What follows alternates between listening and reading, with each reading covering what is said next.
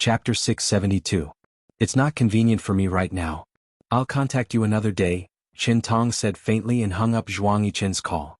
The beeping sound from the phone made Zhuang Yichen grit his teeth and curse in a low voice. Zhuang Yichen didn't understand why Qin Tong would choose to draw a line with him at this time. Logically speaking, Qin Tong shouldn't have known that he was in contact with Jiang Zhao. Could it be that there was a mistake somewhere? When Jiang Zhao was being investigated by the Commission for Discipline Inspection, his calmness was beyond the expectations of the investigators. When investigating corruption cases, psychological observers would often accompany them. However, these professionals could not detect Jiang Zhao's abnormal expression. They had been answering him fluently without hiding anything. Their attitude was calm and collected, and they could not help but feel a little overwhelmed by the people who were inquiring. Comrade Jiang Zhao, regarding the fruit sent by your guests, we found $100,000, 6 small bank-issued gold bullion, and a 9-carat South African diamond. How do you explain this? My wife's classmate came to visit and brought a basket of fruits. As for the contents of the basket, other than the fruits, my wife and I don't know. So, when Yunyi received the fruits, she notified you immediately? Immediately? Jiang Zhao laughed. Every word was full of mystery. If he admitted that he was the first to receive the fruits, then he and Yi Er had talked about it in private? With his tacit approval, Yi Er accepted the basket of fruits with astronomical prices? It was after her classmate left.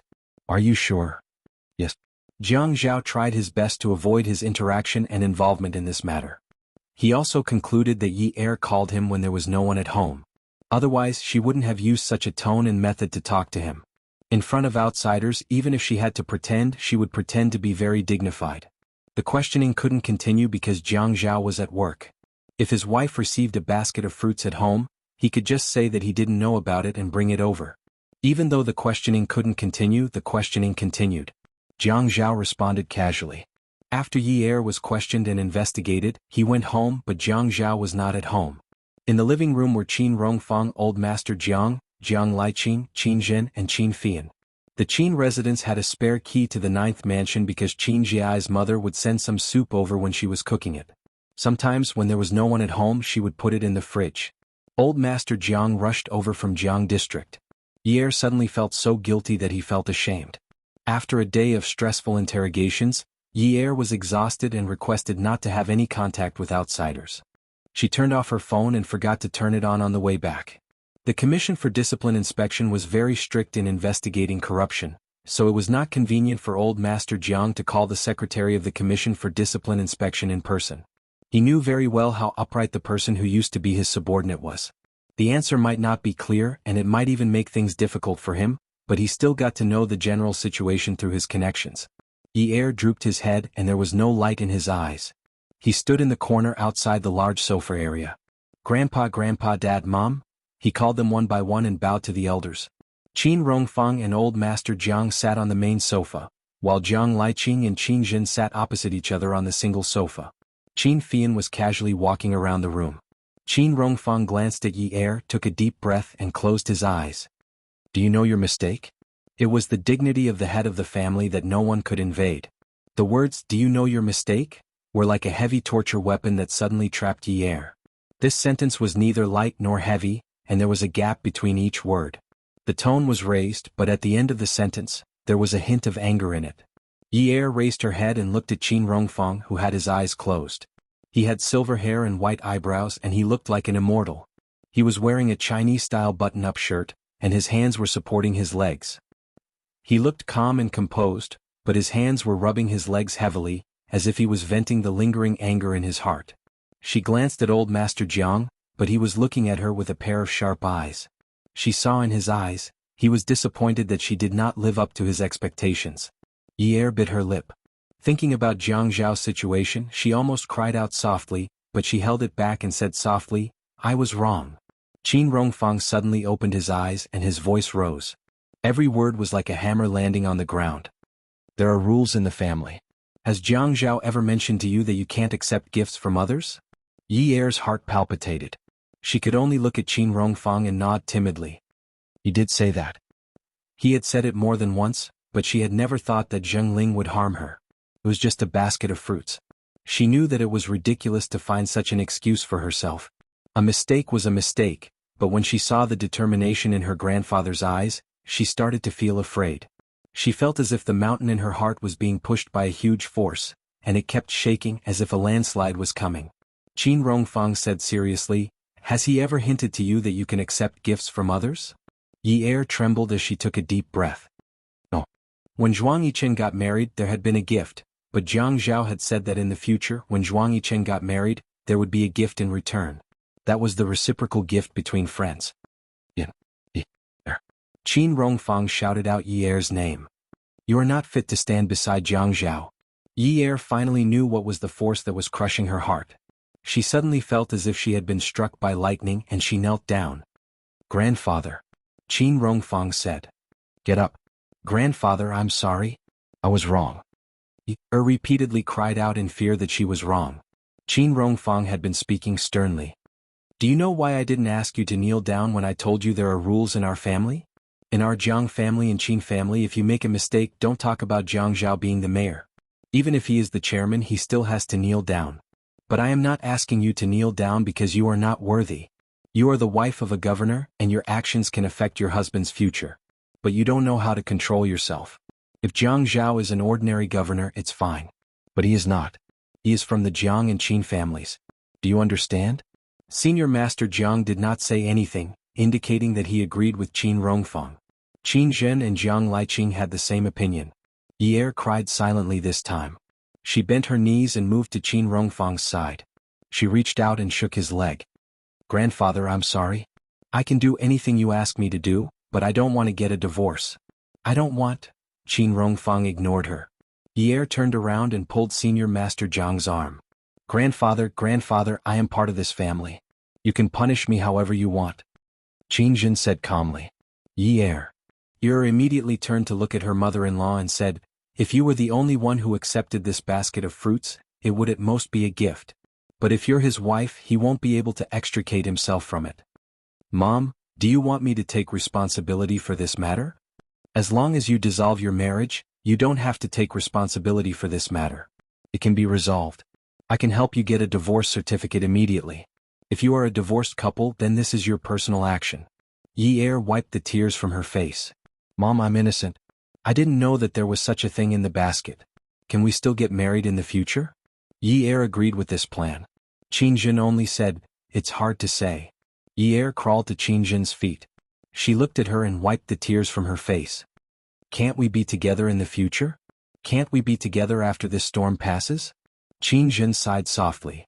"Yi Er, before you came in, I already told you that it's not easy to be Jiang Zhao's wife. What did you promise me?" Yi Er knelt on the floor and looked at the expressions on everyone's faces. She knew that the most precious thing in the world was family. If her daughter-in-law and son fell into the water, who would her mother-in-law save first? This was a question that only an idiot would ask. Hence, she could understand their anger. Even Qin Fian, who usually joked with her, chose to remain silent. They were already considered to be very well-mannered. Otherwise they would definitely give her a tight slap. But their words were worse than a few slaps. "Is there no other way? Do you have one?" Qin Zhen asked calmly. Yi Er drove the car and sped along the road. She had already found 3 places: the photography studio, Zheng Ling's old house, and the new house that he was living in now. There was no one there. Finally, she drove the car to Lu Cheng's apartment. When she rang the doorbell, she said, "Get the gas." When the door opened and she saw Zheng Ling, Yi Er barged in. Zheng Ling saw Yi Er's red and swollen eyes, and her eyes couldn't help but turn red. Yi Er saw a few small photo albums on the TV cabinet in the living room. They were photos of Lu Cheng and Zheng Ling. She walked over and picked up the photo frames and smashed them against the wall, shattering the glass all over the floor. "What right do you have to be happy?" A series of banging sounds came from the living room, causing Lu Cheng to come out from his room. When he saw Yi Er, a look of surprise flashed across his face. Yi Er smoothed the hair on her face and glanced at Zheng Ling and Lu Cheng. She sneered, "What? You're quite happy, aren't you?" "Yi Er." Zheng Ling walked over and tried to pull Yi Er away. Yi Er slapped Zheng Ling's hand away and sneered, "Your figure became slimmer all of a sudden? Now that I think about it, I didn't even notice that you were wearing a baseball cap back then. Were you afraid that the surveillance footage would deny that it was you?" "Zheng Ling, I didn't expect you to scheme against me. What do you want me to do?" "Yi Er, divorce Jiang Zhao. Once you're divorced, this matter won't matter anymore. As long as he has nothing to do with you, this matter won't matter anymore. When Yi heard this, she laughed out loud. As she laughed, the shape of her mouth slowly turned downwards. In the end, she looked even uglier than crying. She took a few steps back and pointed at Zhengling and Lu Cheng. Her fingertips trembled as she said, "All of you are hoping for me to get a divorce. Zhengling, you said that you're my best friend. Tell me, what good will it do for you if I get a divorce?" Yi suddenly smiled cruelly. "Zhengling, do you think that you can run away just because the surveillance footage in the neighborhood can't prove that you were the one who sent the things to my house?" Zhengling lowered her head guiltily and covered her face as she sobbed. "Yi, I'm sorry. Please forgive me. Zhengling, you overestimated me. You overestimate me. Do you think I'm a saint? My Yunyi didn't study much in this lifetime, but at least I remember Confucius saying, if one repays evil with good, how can one repay good with good? Zhengling, in my Yunye's life book, there's only, if you're good to me, I'll be even better to you. If you're heartless to me, I'll be unjust to you." Zhengling and Lu Cheng were shocked. Yi lifted her chin and straightened her neck and back. She was extremely brave and resolute. She gritted her teeth and took a deep breath. Her eyes were emotionless and cold. "My mother wants to take custody of my brother. For the sake of my father's health, I can even disown my mother. Besides, you're only my Yunye's former friend." When Yi bit down on the word former, she couldn't help but feel a dull pain in her heart. She thought that only love would hurt people. In fact, being betrayed by friendship was equally hurtful. When the Jiang and Qin families wanted a divorce, she had no right to object. But Zhengling, no matter what the reason was, she would never forgive her. Lu Cheng calmly poured water for Yi. Yi said calmly, "The two of you must have cooperated very well. Your plan was flawless. But Zhengling, I still have the cup that I poured tea for you. Your fingerprints are on it. You've drunk it. That cup will definitely be able to detect your DNA. Just you wait." Yi. Zhengling suddenly panicked and went forward to grab Yi, who was about to leave. Yi, at most, Jianghu will lose his official position. He will have many other things to do in the future. The Jiang and Qin families won't leave him in the lurch. But if something happens to me, my life will be over. At this moment, Yi heard the two words Jianghu. All the muscles in her body hurt as if they had been twisted and pulled. She hadn't contacted him in a long time. She didn't know if the disciplinary committee was the same as the prison, but when she thought of how her father had been forced to confess, Yi felt her whole body convulse in pain. She slapped Zhengling hard in the face. His lonely and brave neck and back trembled like a mountain rock that was about to fall. Lose his official position? If the $100,000, 6 gold bricks, and that 9-carat diamond are determined to be bribes, do you know how severe the punishment will be? That's bribery. It's a crime. Yi grabbed Zhengling's shoulder and squeezed it hard. She shook it forcefully. She bared her bloodshot eyes and screamed hoarsely, "It's a crime. His whole life is ruined." "You said your whole life is ruined. Do you care so much about your whole life? Is your whole life so important? Does that mean my feelings are not important? Is Jiangzhao's life not important?" Lu Cheng passed the cup to Yi. Yi let go of Zhengling and raised her hand to knock the cup over. She said arrogantly, "If you all want to poison me, I will not drink it. But if you all poison me, Xuanhuan's comrades will take you to prison with guns." Yi had suddenly thought of bringing up Xuanhuan. She saw that Lu Cheng was too calm, and such a calm man gave her a bad feeling. She suddenly realized that she had revealed too much information when she ran over. If it wasn't for the support of a calm person like Lu Cheng, Zhengling wouldn't have been able to harm her. She had to be careful of her own safety. As long as Zhengling and Lu Cheng were together, this matter would not be simple. She did not believe that Lu Cheng wanted to pull Jiangzhou down and make him the deputy mayor. This kind of thing had never happened before. Either Zhengling or Lu Cheng had someone backing him up. It was not that she did not want to take all the responsibility. For Jiangzhou, she was willing to do anything. But if she did not find out who was behind this, she would not be satisfied even if she died. Awesome novel Xinwu 799. Chapter 673. Zhengling's feelings for Yi had always been very deep, and she trusted her a lot. She trusted the friendship between the two, but she never expected Yi to say such heartless words. She thought that Yi would remember the past, and even if she felt wronged, she would never sell her out. Just like in the past, Yi did not allow her to interfere with Yun Hongwei's matters because she was afraid that she would be hurt or threatened. She did not want the studio's shares because she was afraid that her mother would not get along well with her. Yi was always considerate of her. But her words just now were so harsh, so ruthless, so heartless. She said, If you are heartless, I will be unjust. Jingling looked at Lu Cheng for help. Lu Cheng looked at Yi Er and said, Yi Er, regarding boss, there's no need to jump to conclusions. Calm down, there will be a way. Yi Er only realized at this moment from Lu Cheng's tone that there was a type of person in this world who could distinguish everything clearly. What was love? Zheng Ling had someone to entrust her life to. And she still did not know what was going on with the person she had entrusted her life to. Yi Er chuckled and said, Lu Cheng, God is watching what you do. What's that line from the movies? If you take big steps, you'll pull your balls. If you want to make a name for yourself, think about who you are messing with. Lu Cheng's expression darkened. Zheng Ling hurriedly explained, Yi Er, you've misunderstood Lu Cheng. You've misunderstood. Then why? Because of you? Don't tell me you're burping just because I can have a peaceful meal now? Yi Er's words were vicious. She knew that Zheng Ling had once wished for her happiness. But other than this, she could not think of any other reason. Yi Er looked at Zheng Ling's pale face and laughed contemptuously. I'm just curious. With your studio's income and Lu Cheng's salary, I can understand the $100,000 and 6 gold bricks. But I can't even imagine the 9-carat diamond. Did the two of you rob a jewelry auction house? Lu Cheng suddenly realized that the topic wasn't right.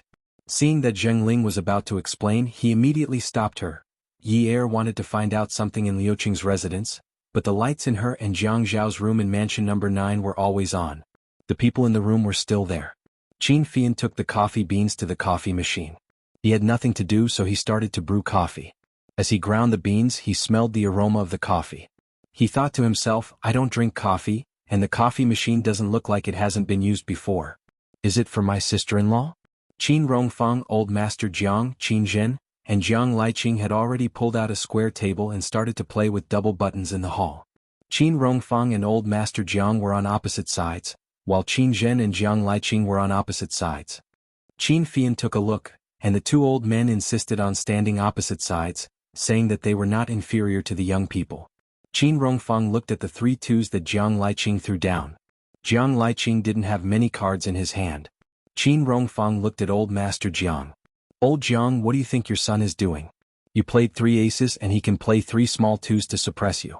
What does that mean? Jiang Liqing didn't say anything and let the 2 old men talk. Old master Jiang laughed. Up until now, the bombs have almost been defused. He's playing like this because he's in a hurry. Otherwise, he's trying to test whether the big and small ghosts are in your hands. There's another possibility. His next hand will be a card that can be dragged to the end. He wants to get rid of it. Qin Rongfang snorted. He had the appearance of a snow-haired and white-browed immortal, but when he smiled, he looked at Jiang Liqing with a scheming look. Tell me, if the big and small ghosts are not in my hands, but in Qin Zhen's hands, wouldn't it be a waste of your cards? Moreover, what if the 2 pairs of big and small ghosts are in my hands, or 1 pair is in my hands and the other pair is in old Jiang's hands? What will you do? Jiang Liqing deliberately raised his eyebrows and smiled. What are you afraid of? I don't believe that Qin Zhen doesn't have a big card in her hands. Qin Zhen said to Jiang Liqing, playing cards is like playing chess. Look at you leaving in such a hurry. You don't even know how you're going to die. The 4 of them laughed and continued to play cards. Qin Fian found it funny when he heard the 4 elders talking about cards. They had forced their granddaughter-in-law to go out and think of a way. A few powerful old men were sitting here calmly playing cards. If his brother came back and found out, he would definitely make a fuss with them. The smell of coffee was very strong and drifted all over the room. Qin Rongfang frowned. Put away that foreign thing of yours. It's so annoying. When I smell it, my stomach hurts. Qin Fian had already filled his cup with coffee. He took a sip leisurely. That's because you don't know how to appreciate it. Brother and sister-in-law both like to drink it. Qin Rongfang snorted and slapped the cards in his hand. He felt that he had played particularly well and was so happy that his eyebrows flew up. Jiang Zhao won't worship foreign things like you. Grandpa calls sister-in-law. It's the middle of the night. Aren't you afraid that something will happen to her? How are you going to explain to brother if something happens? Qin Zhen shook her head and said, pass. Old Master Jiang also said, pass. Don't. Seeing that Jiang Liqing was about to play his cards, he pressed the cards in front of him. Fian, nothing will happen. That girl needs to be trained. Jiang Liqing frowned and looked at the cards on the table, hesitating. Qin Rongfang raised his eyebrows, his eyes only falling on the cards on the table, calculating what other cards had not been revealed. After thinking for a while, he said to Qin Fian, this matter is still a small matter. This girl knows too little. It's not enough to just be impulsive. Just look at your aunt when she asked them to divorce just now. She cried so sadly. Don't we know that she's sad? She didn't even think about it. Is it too late for her to get a divorce now? If your brother chose the wrong major for her, she should study law. I think she should stop studying finance and accounting. She should apply for a new major. She can't follow Jianghu if she doesn't know the law. Then you guys are too cruel. She's just a little girl and she was so scared by you guys that she cried like that. She ran out in the middle of the night and said that she would think of a solution. If my brother comes back and finds out, he'll definitely be angry with you guys.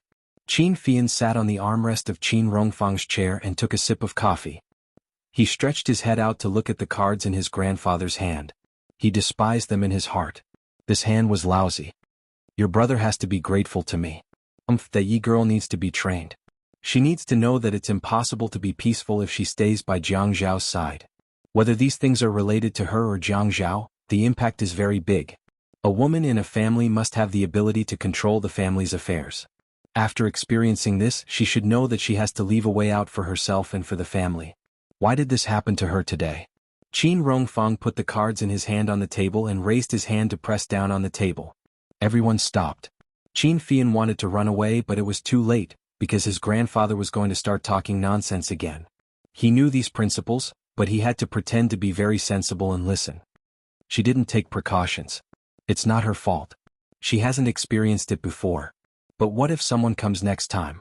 What if it's a distant relative of our Jiang and Qin families who sends some messy things? What should she do? What should she do? This is a fruit. She can open it, wash it, and share it. If she finds it immediately, she can return it. What if her neighbor bakes a cake for her to try, but puts a diamond in it? What should she do? It's not that I want to torture her like this, but after this incident she should know what her position in this family is. Every action and decision she makes means something to Jiang Zhao, and what it affects. She has to know that she is a member of this family. If something happens, it's useless to punish her. She can only make up for it. Sometimes even making up for it is useless, so she has to learn to be on guard. She should know that the daughter-in-law of a rich family can't be compared to the daughter of a rich family.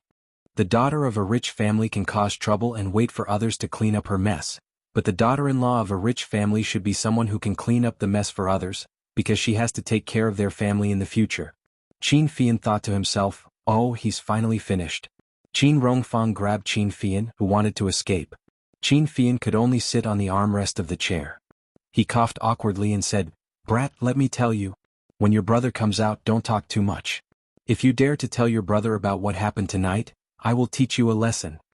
Qin Fian exclaimed, Eh? Looking at Qin Rongfang's calm expression, he burst into laughter.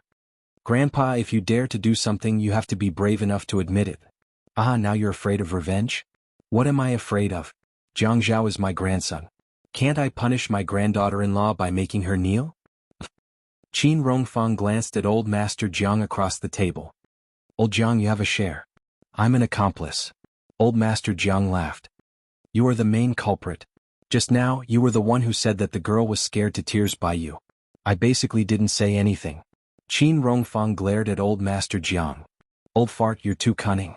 Qin Fian looked speechlessly at Jiang Liqing and Qin Zhen, who were seriously studying the cards in their hands. He sighed. Are you really not afraid that something will happen to my brother? Old Master Jiang shook his head and said, What are you afraid of? Do they dare to starve him? Torture him? This matter was clearly a setup. Now this matter was just like your uncle-in-law's hand just now. The three little twos had all come down. With such a big move, if he couldn't force the big and little devils to come down, he would lose this card. We will soon see the trump card of the person behind this. Then, as you said just now, what if the big and little ghosts are in the hands of his opponent? Qin Rongfang laughed. Then it will be a waste, because I still have a little twos in my hands. Qin Fian shook his head. That's right, twos. This group of elders all have twos in their hands. Their brains are full of twos. How can they play people like this? At this time, instead of thinking of a way to save their grandson, they came here to train their granddaughter-in-law. Isn't this a double loop? Hangcha 866. Chapter 674. Qin Fian looked at the bad cards in Qin Rongfang's hand and asked Jiang Liqing, Uncle, my grandpa lied to you. He doesn't have a two in his hand. You're definitely going to win. Qin Rongfang slammed the table and suddenly stood up, raising his hand as if he was going to hit him. Qin Fian jumped back and laughed at Qin Rongfang. Let me tell you, don't think that everything is within your calculations. Don't you know that there's a creature in this world called a mole? Qin Fian was also at his wits' end because of this bunch of unscrupulous old men. He talked about serious matters with them and they talked about cards with him. He talked about cards with them and they talked about it in a serious manner, making insinuations that were very profound. Sure enough, Qin Rongfang raised his head and harumphed at Qin Fian. His aura rose sharply as he said, "You still don't know that there's a way to win in this world called cheating. If I want to win, who dares to make me lose?" The others burst into laughter. *CK. Qin Fian was directly defeated. Just at this moment there was a clanking sound from the door lock. Qin Rongfang's eyebrows jumped. "Aya," he quickly ordered, "granddaughter-in-law is back. Quick, tidy up. Li Qing Qin Fian, hurry up." Qin Fian snorted, "I'm not playing cards. I'm not taking them. You dare. Be careful or I'll find a few women and throw them on your bed." Qin Fian snorted and reluctantly cooperated with Jiang Li Qing and Qin Zhen to tidy up. The door was locked from the inside. After tidying up, Qin Fian then went to open the door. Yi knew that the door was locked from the inside. She knew that the elders at home were still there, so she didn't dare to knock.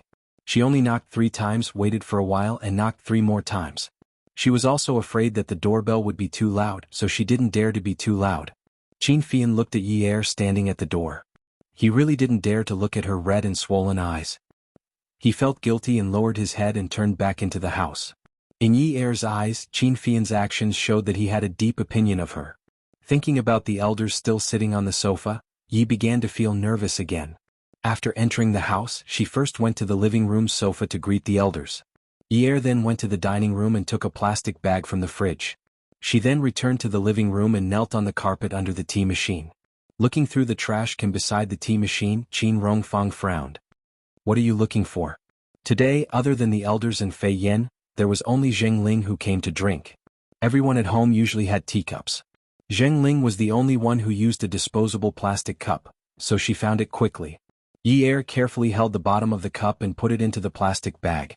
This was what she had learned from the people from the disciplinary committee who were there to collect evidence. Oh, when Zheng Ling came today she wore a hat and purposely dressed to be fat. I went to the CCTV to take a look. It can't be proven that she sent the fruit basket, but I poured her some water. She drank it too. I don't know if this can be used to find fingerprints and DNA. Although there aren't many clues, I still want to try. Qin Rongfang watched as Yi lowered her head and knelt on the ground to tie a knot in the plastic bag. The corner of his mouth twitched and his voice was filled with displeasure. He asked again, "This is the method you thought of?" Yi did not stand up but knelt straighter. She was not as afraid as before. She looked at Qin Rongfang calmly and said, "I went to find Zheng Ling tonight. She was deliberately hiding from me. I searched a few places before I found her. I feel that this matter has something to do with Jiang Zhao's secretary Lu Cheng. Zheng Ling and Lu Cheng are boyfriend and girlfriend. Lu Cheng is a civil servant. I know that he is focused on his future and does not have any extra money. Zheng Ling's photography studio is not big either. Money and gold bricks are understandable, but that 9-carat diamond is too expensive. It's not something that an ordinary jeweler would have, so they can't afford it. There should be someone behind them. If such an expensive diamond was sold, we should be able to find out the background of the person who bought the diamond. Yes, we can try," Qin Rongfang said in a very official manner. Old Master Jiang's eyes were filled with approval.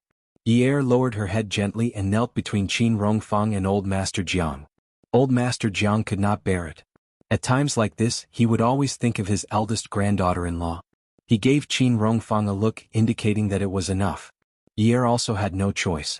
The Yun family did not have any rules that required her to kneel. However, Qin Rongfang's first sentence scared her. He said that not only was Jiang Zhao the mayor, but even if he became the chairman, she would have to kneel if he asked her to. Now she could be said to be a scapegoat. In the face of such a strict family, she did not dare to say anything. In the face of love, there was no such thing as a scapegoat. The elders in the family said that they wanted to take her marriage certificate and turn it into a divorce certificate. She could not afford to offend them. If she was wrong, then she would be humiliated. If she was not wrong, then she deserved it. So she deserved it. It was all her fault. Just when old Master Jiang thought Yi was going to cry again, Yi raised her head and looked at the elders with a smile. "Grandpa, Dad, Mum, are you hungry? Shall I cook some supper for you?" Qin Fian touched his forehead. This was simply a wolf's den. Little Red Riding Hood had fallen into the wolf's den pitifully. Look at how she was bullied. This was similar to the old society's abuse of indentured servants. Look at the little girl's pitiful face. Oh, please don't let brother know that his wife is about to become a servant. Qin Rongfang sat until now and was indeed a little hungry. But when he thought about how he had to act in front of his granddaughter-in-law today, he deliberately pretended to be pretentious. It's hard to get old and thin. There's no need for supper. Old Master Jiang coughed heavily and glared at Qin Rongfang. When he slowly turned to look at Yi, he said, "There's no need for supper. A small bowl per person is enough. Remember not to eat too greasy. Old people can't eat too greasy." Qin Fian turned his back. He had better grind the coffee himself. A bunch of shameless old men. Yi quickly stood up and looked at Qin Zhen. "Mum, what about you?" "I'm not picky." "What about Dad?" "I'm not picky either." Qin Fian had just scolded that group of shameless old men in his heart. At this time he also interrupted. "Hey sister-in-law, I'm not picky either." There was evidence of Jiang Zhao's bribery. If there was no evidence to prove his innocence, the investigation would continue. Within the legal time frame, Jiang Zhao could not contact anyone outside. Jiang Zhao rested in the place specially arranged by the Commission for Discipline Inspection. He fell asleep very quickly. There were all kinds of places to rest. There was a surveillance camera. The Commission for Discipline Inspection looked at the surveillance footage. "Secretary Fang, isn't this Jiang Zhao too calm? He's simply an old fox." Secretary Fang of the Commission for Discipline Inspection placed his hands on the table and looked at the screen. He said to the staff earnestly, "Don't look at our comrades with colored glasses. Calmness is a quality that our team needs." But he's resisting the investigation. The staff was very dissatisfied with the results of the questioning during the day. Jiang Zhao was a green bean that did not move at all. There was no way to deal with him. "You can't say that. Maybe Comrade Jiang Zhao only knows so much about the situation. He's just telling the truth." Secretary Fang hoped from the bottom of his heart that Jiang Zhao was wronged. In this way he could be at ease. However, he was also very worried that the scales in his heart would be tilted because of this. Therefore he only watched the case and did not directly participate in it. The staff sneered contemptuously. If a person like Jiang Zhao is pulled out of corruption, who knows how dirty his background is? It's all because his family is powerful. Otherwise, what ability can he have? In fact, this was the deep-rooted hatred of the rich and handsome man that she had for him. Secretary Fang raised his hand and pressed on the screen. He glanced at the quiet scene on the screen and stood up straight. He patted the staff member on the shoulder. He sighed softly. "Comrade, you have to believe in the party spirit that our comrade has. Jiang Zhao's political achievements over the years are obvious to all. Many years ago, when he was still the director of the Planning Bureau, he proposed that investors should not bring in factories that pollute the environment. The factories in the urban areas should be moved out, and the suburbs should be built and developed into tourism as urban planning. At that time, economic interests were more important than anything else. How many people opposed it? But now, when the surrounding cities are troubled by these problems, our Haiqing's problems have almost been straightened out. This is only one of the problems. Putting aside the matter of the bribery now, let's just talk about the problem of Jiang Zhao's ability. You can't judge Comrade Jiang Zhao with colored glasses just because he has reached such a high position at such a young age. His ability is worthy of his current position. If you don't believe me, you can compare these people you know and make a list." Secretary Fang, "I didn't." The staff was a little embarrassed. He really couldn't compare. "Comrade, when we work for the Commission for Discipline Inspection, we have to judge things as they are. Don't be too emotional. Don't judge a person based on personal feelings, understand?" Zheng Ling curled up on the ground and trembled. No matter how Lu Qing tried to persuade her, it was useless. She kept repeating, "Am I going to jail? Am I going to jail?" Lu Qing squatted by the side and put his arm around Zheng Ling's shoulder. He patted her gently. "No, don't think too much. Yi said that she won't let me off. Yi said that she won't let Jiang Zhao be wronged. Lu Qing, I shouldn't have gone. I've already said that it's useless. Yi won't get a divorce. Lu Qing, why do you think? Why did that person want Yi and Jiang Zhao to get a divorce? What good does it do for him? Lu Qing, what should we do? If Jiang Zhao is acquitted and released, will it harm you?" Lu Qing. Zheng Ling was suddenly shocked. She grabbed Lu Qing's hand and said anxiously, "Yi said that she wants to take the cup for testing to prove that I went to her house. If she sues me for framing her, I might as well insist that I bribed her. Anyway, I'm done for. If I bribed her, Jianghu really did bribe her. If he's guilty, he can't get out and can't take revenge on you. Beauty novel Hongxia 866. Chapter 675. Lu Qing scolded, "What nonsense are you thinking? Don't spout nonsense." "Whoa. What should I do? What should I do?" Jing Ling cried as she threw herself into Lu Qing's arms. "It's all my mom's fault. She's a burden to you." Lu Qing held Jing Ling's shoulders and stood up. "I'll just scold her. You're her biological daughter. Don't scold her. The more you scold her, the angrier she gets." Yi had cooked vinegar noodles. It was very light. Just smelling the vinegar made her salivate. She filled a small bowl for each of them. Yi also filled a small bowl for herself. She sat down but did not eat. Qin Fian sat opposite her according to seniority. He looked over. "Fian, do you know any jewelry merchants in Haiqing?" Qin Fian ate the noodles gracefully. He chewed slowly until there was no more food in his mouth. "I have a product launch at the provincial swimming pool tomorrow morning. It should be over in an hour. I'll come and pick you up at 10. Yi nodded. "Those people took the diamond away yesterday. We don't have any detailed information. Can you think of a way to get the testing data of the diamond, including the quality and cutting method? The more detailed the information, the easier it is to find the original seller, right?" Qin Rongfang drank some sour noodle soup and smacked his lips. He glanced at Yi and lowered his head to eat his noodles. "Let Zhuahao help you with this.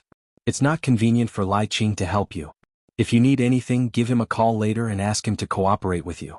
In Qin Rongfang's eyes, he always felt that Yi was too young and that his grandson had to pamper his wife. But as her grandfather, he had to think of a way to make this granddaughter-in-law mature slowly. How could the daughter-in-law of a wealthy family be like a child waiting for others to take care of her for the rest of her life? Maturity was a must. Yi was surprised that Qin Rongfang was willing to help her. She was flattered. "Thank you, Grandpa. Tell me what you need to prepare. Those in the family who can cooperate with you will do so," Qin Rongfang added. "Okay." Yi gripped the ivory chopsticks tighter and tighter. At the long table, everyone was engrossed in eating and seemed to be ignoring her. However, she clearly felt a different kind of atmosphere. There was a warm and moist feeling surging in her heart. Her whole body had recovered from the cold and had regained some of its senses. The next morning, at the provincial swimming pool, the weather in February was still a little cold, and the temperature in the swimming pool was not high. Xia Qian wore a sweater and a jacket over it. Today was the press conference of a high-end swimming product of the Qin Group. Not only did they invite the popular idol group, but they also invited the diving queen show to dive on the high platform. Although there were celebrities present, the scene was very orderly and not chaotic. The patriotic enthusiasm and basic quality of the Chinese people. Xia Qian felt very gratified when she saw that it was on point. However, because of the arrival of the new director of the product company, Qin Fian, all of this turned into chaos. It wasn't that Xia Qian didn't know that the person who came today was Qin Fian, but she felt that she was going to be an excellent host with quality and strong resistance to pressure in the future. Even if she was asked to interview Ben Laden, she should tie her head to her belt and stiffen her back. So what was Qin Fian to her? Wasn't it just a little conflict? The quality of the media was fully demonstrated at this time. In the beginning, they were very formal with their questions about the idol group and the diving queen. Now they began to question Qin Fian. "CO Qin, are you under any pressure from your family?" "Please call me Chairman Qin, not CO Qin," Qin Fian corrected them with a smile. For someone as coquettish as Qin Fian, even though it was such a formal product launch, even though the temperature of the swimming pool was several degrees lower than the temperature outside, he was still able to wear a pink shirt with 3 buttons undone, revealing his seductive chest. His sapphire blue suit was stylish and fitting. Xia Qian could not squeeze in. She could only look at the flirtatious man and beat her chest. Today's opportunity did not come easily. She had to ask 2 explosive questions. It turned out that all the paparazzi were like her. Today they were here for Qin Fian. What was there to be polite about? None of the questions asked were of good quality. "Chairman Qin, are you under any pressure from your family? Did your grandfather order you to end your homosexual life and carry on the family line?" This was what everyone wanted to know. Xia Qian jumped up. As she landed, the pear-blossom portrait of Beau Dandelion danced in the air. She waved her hand and held the microphone. "Chairman Qin, Chairman Qin." She had just shouted when she was drowned out, so she jumped up and shouted again. "May I ask if you are the top or bottom?" "Wow!" There was an uproar. The smile on Qin Fian's face did not change for a moment. He was as devilish as he could be. He adjusted the glasses on the bridge of his nose. but in his heart he thought, this damned woman is haunting me. Actually, I think it's better to let everyone think about this question. In this way you can have many issues to write about. It's not easy to make money, right? Suddenly a little girl rushed up. Fian, even if you only like men, I will still silently like you. Because of this girl, the chaos alarm went off again. In the midst of the shoving, the girl screamed, ah! I touched Fian's chest. It's so good. It's so firm. Yeah. A slap to the ear. But because the scene was in a mess, no one knew who hit her. The girl roared, who hit me? The chaos continued to heat up. The crowd unknowingly squeezed Qin Fian and Xia Qian together. That girl still wanted to find Qin Fian. When someone tried to stop her, someone else tried to push her. As a result, Qin Fian and Xia Qian's positions were pushed further and further back. They retreated to the edge of the pool, which was convenient for diving. Not far to the right was the springboard. Qin Fian, whom Xia Qian had been looking for, was actually beside her. She immediately asked excitedly, Qin Fian, are you a top or a bottom? Tell me, I won't tell anyone. Qin Fian rolled his eyes at Xia Qian. Really? I won't tell you or anyone else. Xia Qian pulled Qin Fian's clothes. Qin Fian pushed Xia Qian away in disgust. Xia Qian raised her arms to keep her balance, but it was useless. Just as she felt that she was going to fall off the stage, she grabbed the hem of Qin Fian's flashy suit. Qin Fian usually loved to exercise.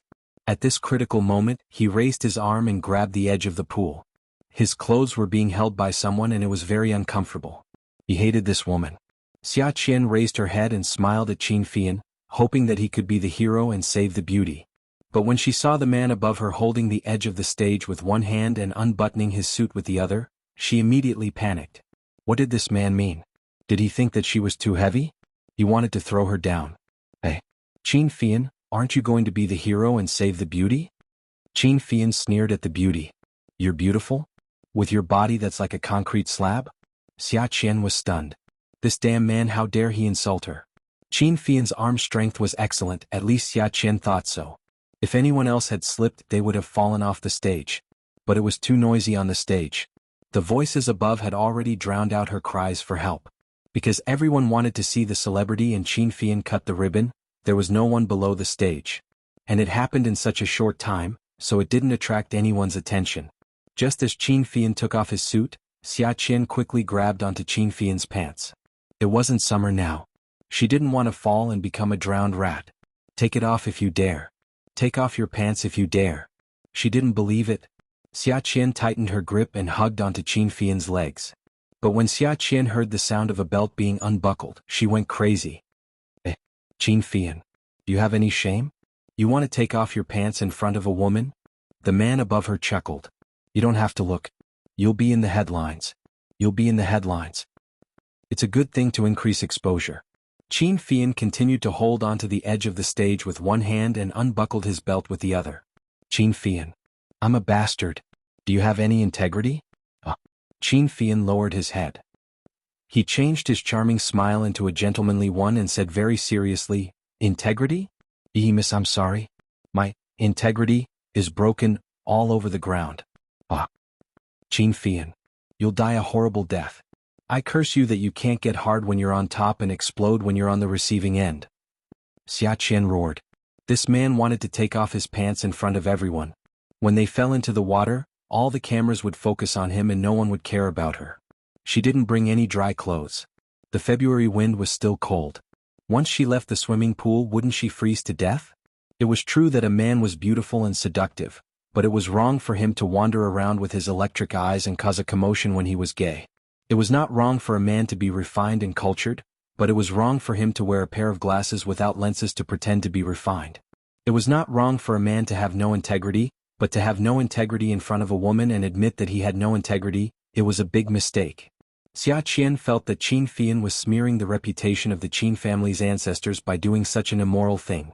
However, Qin Fian had smeared the reputation of the Qin family many times, so it shouldn't be that big of a difference, right?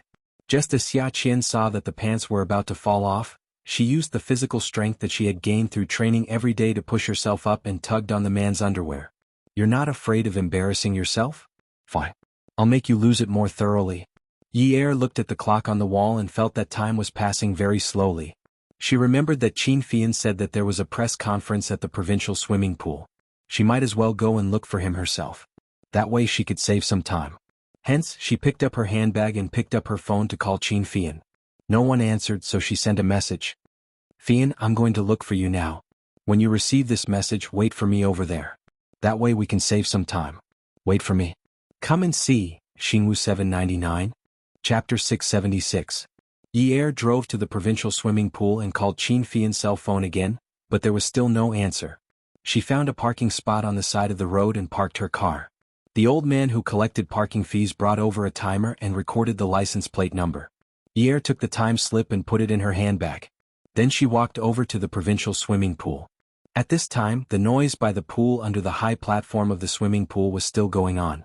It didn't take Yi Er much effort to find Qin Fian. As long as she asked a little, she would know what had happened just now. The general story was that Qin Fian was molested by a young reporter named Xianxia, who tried to take his underwear. In the process, Qin Fian refused to comply to protect his innocence, and in the end, both of them fell into the water. When Yi Er heard this version of the story, the corner of her mouth twitched. Although she didn't quite believe it, when she thought about how Xianxia had kissed Qin Fian and touched his chest while eating stinky tofu, she didn't think it was strange or suspicious. Anyway, with Xiaoqian's brain, it wasn't like she wouldn't do something like that. But the news of Qin Fian falling into the water to escape from a molester was definitely more entertaining than the news of a diving queen jumping into the water. She really didn't know if this guy did it on purpose or not. However, Qin Fian never had any moral integrity when doing things. He didn't care whether he was from a big family or not. As long as he didn't blatantly kill people and steal their goods, he would do anything shameful. But there was one thing that others could never compare with him. That was, even though he did shameful things, he didn't feel shameful at all. Over time, people also felt that those shameful things that others did were not shameful when they were done by him. Wasn't this a different fate for everyone? Wasn't this a double standard? Yi Er arrived at the pool just in time to see the two of them being fished out of the water. Qin Fian originally wanted to mess with Xiaoqian, but because of Yi Er's timely arrival, he couldn't do it. So, when Yi Er called Xiaoya to ask her to send some clothes to Xiaoqian, Qin Fian could only grit his teeth and bear with it. Many reporters wanted to take a picture of Qin Fian in his underwear, but the victim, who was wrapped in a large scarf as soon as he came ashore, only gave the crowd a tolerant smile. The press conference will be postponed for 15 minutes. Sorry, although I am the victim, I hope everyone will not pursue the matter too much. I think she was just impulsive. Xiaoqian spat out the blood and wiped the water stains on her face. It was unclear whether she was trembling from anger or cold. She raised her hand and pointed at Qin Fian. Qin Fian, what nonsense are you talking about? It's clearly you. You're shameless. He didn't save her. Shameless? I'm shameless? What? I'm shameless? Did I do that to you? Shall I undress you and take off your pants? Qin Fian's face showed an unreasonable expression as if he couldn't bear it anymore, accompanied by a cold sneer. How dare you? You're saying I'm shameless? You're fully dressed and you're saying I'm shameless?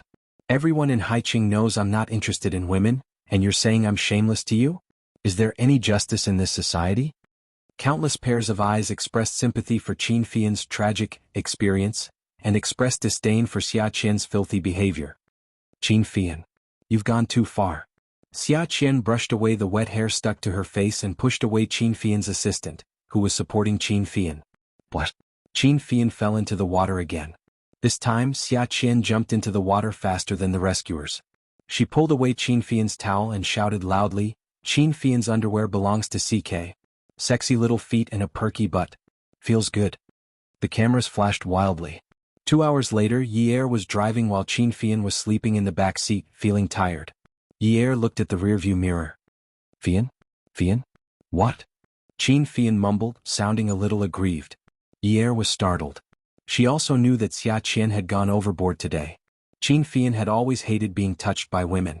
She had only heard about it before, but after they became family, she understood that it was indeed so. Other than his family, Qin Fian kept a distance from women. Today he was molested by Xiaoqian and she even spoke up for Xiaoqian. Qin Fian wanted to take revenge but couldn't.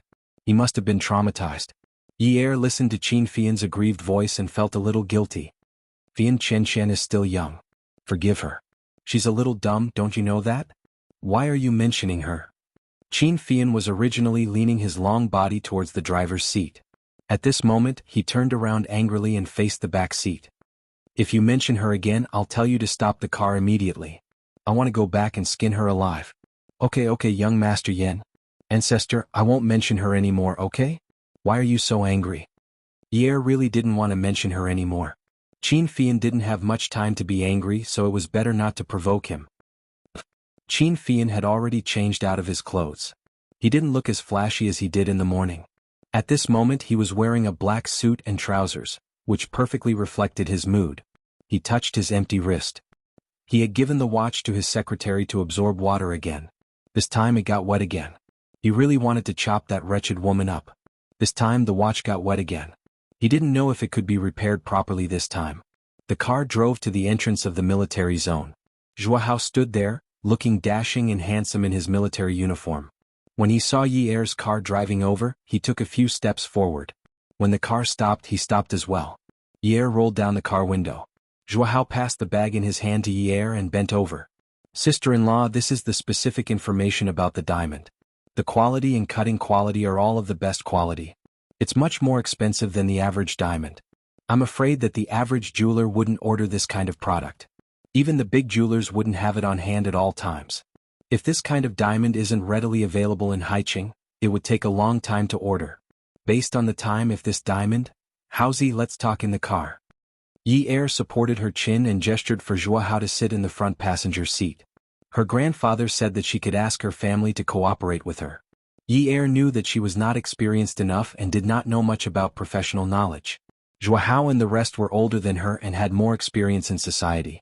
Furthermore, Xuanhuan had been in the army for a long time. Jianghu always said that Xuanhuan was a talented general. He was calm, courageous, and meticulous. At this time, she needed a calm and meticulous person to help her. Xuanhuan's military uniform would be very useful. If she brought along Qin Fian and Xuanhuan, it would represent the Qin family's power in many areas. Even if others did not give face to her, who was the wife of the mayor, they would still give face to Xuanhuan and Qin Fian, who had a bright future. When they saw Xuanhuan, they would think of another person who was closely related to Jianghu. That was her father-in-law Jiang Liqing. Her grandfather said that it was not suitable for her father-in-law to appear. She could understand. If he didn't appear, it would attract gossip. But her grandfather hinted that she could ask Xuanhuan for help. That means Xuanhuan could go with her. Xuanhuan paused for a second and agreed. After getting into the car, Xuanhuan looked at Qin Fian, who was sleeping with his back facing them. Hey, what's wrong with you today? Qin Fian was annoyed. Talk about your diamonds. Don't disturb me. Xuanhuan was annoyed. Xuanhuan snorted. Oh my god. You went underground to play with lava today. Did you get melted? If you don't want to talk about your diamonds, then get out of the car. Xuanhuan stretched his body and slapped Qin Fian's butt. I have something important to discuss with my sister-in-law. If you want to get out, then get out. Qin Fian sat up and threw his spectacles aside. He was about to fight with Xuanhuan. Hurriedly pressed the horn and bowed to the two young masters. She said with a bitter frown, Masters, please don't fight now. Can you get your brother out first and then pick a bigger place to fight? When the time comes, I'll prepare a kitchen knife for you, a sharp knife, any kind of knife, okay? Qin Fian retracted his hand and leaned back. Sister-in-law, you're really vicious to take all the assets for your husband. Go on. Yi Er giggled. Xuanhuan glanced at the file Yi Er was opening and said, Based on the time, it will probably take for this diamond to reach the buyer. If it took at least 2 months, then this framing has been planned for a long time, unless there is another possibility. Xuanhuan slowly stopped talking and the atmosphere became tense. Qin Fian picked up the glasses beside him and put them back on. What other possibilities are there? Yi Er held the appraisal report in one hand and flicked it on the paper with the other. He looked at Xuanhuan with a determined gaze. Unless this diamond was bought a long time ago and it's just a coincidence that it's being used now. Maybe this diamond was prepared by the buyer as a gift for some woman. Xuanhuan slapped his thigh. Yes, there's another important piece of information on this report. This diamond has a little scratch, which means that this diamond isn't brand new. It's very likely that it was taken from a ring holder. Also, it wasn't a diamond that was taken from a specialty store. This is a diamond that has been worn by someone before. Yi Er gasped. 9 carats. He shook his head. Who would wear such a big diamond when they go out? It's impossible for a rich madam to wear it unless she attends an event, a banquet, or an important gathering. Yes, it's impossible for an ordinary woman to have such a big and good diamond. If she's a rich madam or if she's a kept celebrity, if she wears such a big diamond to an event, even if no one hypes it up, there will definitely be rumors. Many women will talk about it. Even my mother likes to talk about these things. It's not just my mother. Sister Zhen, beauty you, as long as she's a woman, it's hard not to pay attention to this. But in all this time I've never heard my mother talk about such gossip. Yi Er and Qin Fian became more and more suspicious. Qin Fian pinched the space between his eyebrows. It seems like the person who harmed my brother is very powerful. Ad Xingwu 799. Chapter 677. Yi Er did not start the car. He waved the results in his hand. Could it be Ouyang Sheng? Impossible. Impossible. Qin Fian and Zhuo said at the same time. Yi Er twitched his lips. Am I too simple-minded? Ouyang Sheng wants to marry Ouyang Yan to my brother. But if my brother is ruined, it will be meaningless to them. Furthermore, Ouyang Sheng is asking my grandfather to transfer funds to him. Even if he wants to touch my brother, he will need to wait for some time. Qin Fian analyzed. Yi Er frowned and sighed. Where are we going now? Qin Fian leaned back in his chair. We do not know much about diamonds. But I know the boss of Bandung. Let's go and look for him. Their appraisers will take a look at the diamonds again. Most of the brands will have some special features. Their appraisers might be able to tell at a glance. Once they find the brand and the sales slip, they will be out. Then let's go. In the private room of Zhao Jun, Zhuang Yichen was sitting on the sofa. He was shaking the dice cup slowly. The sound of the dice cups hitting against each other could be heard. It was as if an unknown object was walking in the middle of the night. The indoor elevator door opened with a ding sound. The person who came out of the elevator was the current mayor, Qin Tong. Zhuang Yichen tilted his head and did not get up. Qin Tong walked towards him and he only smiled at him. Qin Tong's expression was a little ugly. Zhuang Yichen usually treated him like a taboo and spoke nicely to him. At this time he was sitting there as steady as a mountain and only greeted him with a smile. He was clearly putting on a superior attitude. The private room was quiet and the atmosphere was heavy. There were only dim lights and it was empty. Mayor Qin, you are so busy. Zhuang Yichen continued to shake his dice. Have a seat. Qin Tongguan was in a high position. Zhuang Yichen's sudden elevation at this time made him very uncomfortable. He was at a loss of what to do. Moreover, he was invited here today and he was also very unwilling. As for Zhuang Yichen, the only person he truly respected and accepted as a friend was Jianghu. When a man wanted to do business, he had to first choose the right partner. Just like a business marriage, he had to consider the other family's business projects and understand the strength behind the other family. Although Jianghu was only a deputy mayor, his family's power was unshakable. Jianghu was a self-disciplined person, and he would not easily get involved in any dirty dealings. If Jianghu became partners with someone like this, as long as nothing happened to him, the other party's ship would be a good ship. Jianghu could ride the wind and break through the waves. Obviously, Zhuang Yichen did not respect Qin Tong. Although Qin Tong was the mayor and was also a member of the standing committee, if someone from the top wanted to mess with him, those who were close to him would stay away from him. Unlike Jianghu, if something happened to him, his entire family would not sit back and do nothing. Qin Tong had never been on the same side as Jianghu. Now that Jianghu was in trouble, Qin Tong was more interested than anyone else to know the reason behind it. He might even know about it a long time ago. But he still chose to avoid meeting with Zhuang Yichen. Manager Zhuang, you are so free to come here to play dice in broad daylight. It's fine. You also know that I am free. If I don't play dice, what else can I do? Zhuang Yichen raised his hand and gestured to the stool opposite him. Although the lighting in the private room was not good, Zhuang Yichen could still see Qin Tong's expression. He smiled coldly. Have a seat, Mayor Qin. If Zhuang Yichen smiled coldly, his aura would be intimidating. Usually, when he was doing business, people would only say that he was cool and did not like to smile. But at this moment, Qin Tong felt a sense of fear. But as a government official, he had been through a lot and was not afraid of a businessman. Zhuang Yichen took out the paper bag beside him and took out the photos of a man and a woman entangling with each other. The photos were scattered all over the table. He said, Mayor Qin, you have good stamina. You are busy in the day and you are also busy at night. Qin Tong looked at the photos on the table and was shocked. Zhuang Yichen. Mayor Qin, you like to stand? But I don't like to look up when I am talking to people. Zhuang Yichen lowered his head and opened the dice cup. He stretched out his long fingers and started to play with the dice. Qin Tong took a deep breath and sat down angrily. I want to know what happened to Mayor Jiang. How can I know? The Commission for Discipline Inspection had always been very strict when it comes to cases. Oh, then where did I hear about this from? How will I know? Chen Tong was not happy with Zhuang Yichen's attitude. Zhuang Yichen shook his head and sighed. The women in these photos are really beautiful. This little Monroe's real name is Chen Lu. She is 22 years old and is from High City's Jing County. Her parents are farmers, and when the government was building a highway, her house was demolished. She had received a sum of compensation for the demolition, but it was not enough to buy a villa in High City's suburbs. So, she could only look for Mayor Chen. Chen Tong was also someone who thought he was good at dealing with government officials. But at this moment he was shocked. This was not just a matter of style. He was the one who paid for Chen Lu's villa in the suburbs. How can a mayor like him suddenly take out so much money to buy a villa? There must be corruption involved. The person in charge of investigating Jiang Zhao's case is Secretary Zhang from the Commission for Discipline Inspection. I received news that someone had reported Jiang Zhao for accepting bribes. Zhuang Yichen interrupted, I know all about this. But I want to know the details. For example, behind the scenes. The people Jiang Zhao had offended are not his political opponents. They are the tycoons of High City. Because... Chen Tong did not want to say more. Just say it. Don't hide the truth. Your future is much more important than the other tycoons. After all, if I spread these photos and find the witnesses, you will die faster.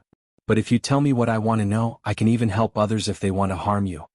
If Chen Tong still did not know that Zhuang Yichen and Jiang Zhao were in cahoots, he would be too stupid.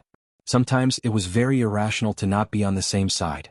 Now that there was such a big threat in front of him, and it would not be less than Jiang Zhao's case, he had to consider changing his direction. He could only choose the lesser of two evils. He could only go along with Zhuang Yichen's idea and said, that person had approached me. He wanted me to help in this matter.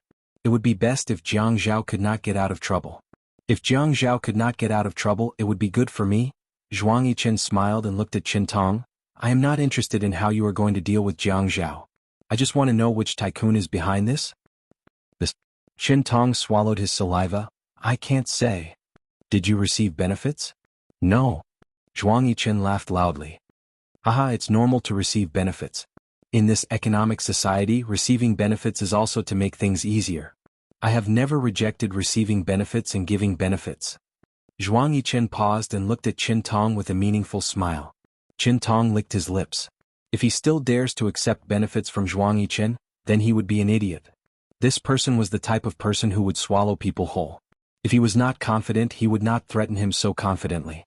Zhuang Yichen said, Mayor Chen, in our society, there are no eternal friends or eternal enemies. That tycoon might be your friend yesterday, but after a while he will become your enemy. Do you think the Jiang and Qin families are pushovers? It was fine if the truth could not be uncovered. But it was impossible for the truth to not be uncovered. The girl who gave Mrs. Jiang the gift was Zheng Ling. She was Mrs. Jiang's classmate, and Mrs. Jiang had helped her a lot. It was easy for people to do stupid things when they are confused. But what if she regrets her actions one day and confesses? What will happen to the grasshopper on the rope? If Mayor Chen does not get rid of this rope as soon as possible, the Jiang and Qin families might throw this rope into the fire and burn it to ashes. What should we do then? Chen Tong's line of reasoning was broken by Zhuang Yichen, but he still stood his ground. As a government official, how can he achieve great things if he gives in when he is threatened? Also, if that family was exposed, he would also be exposed.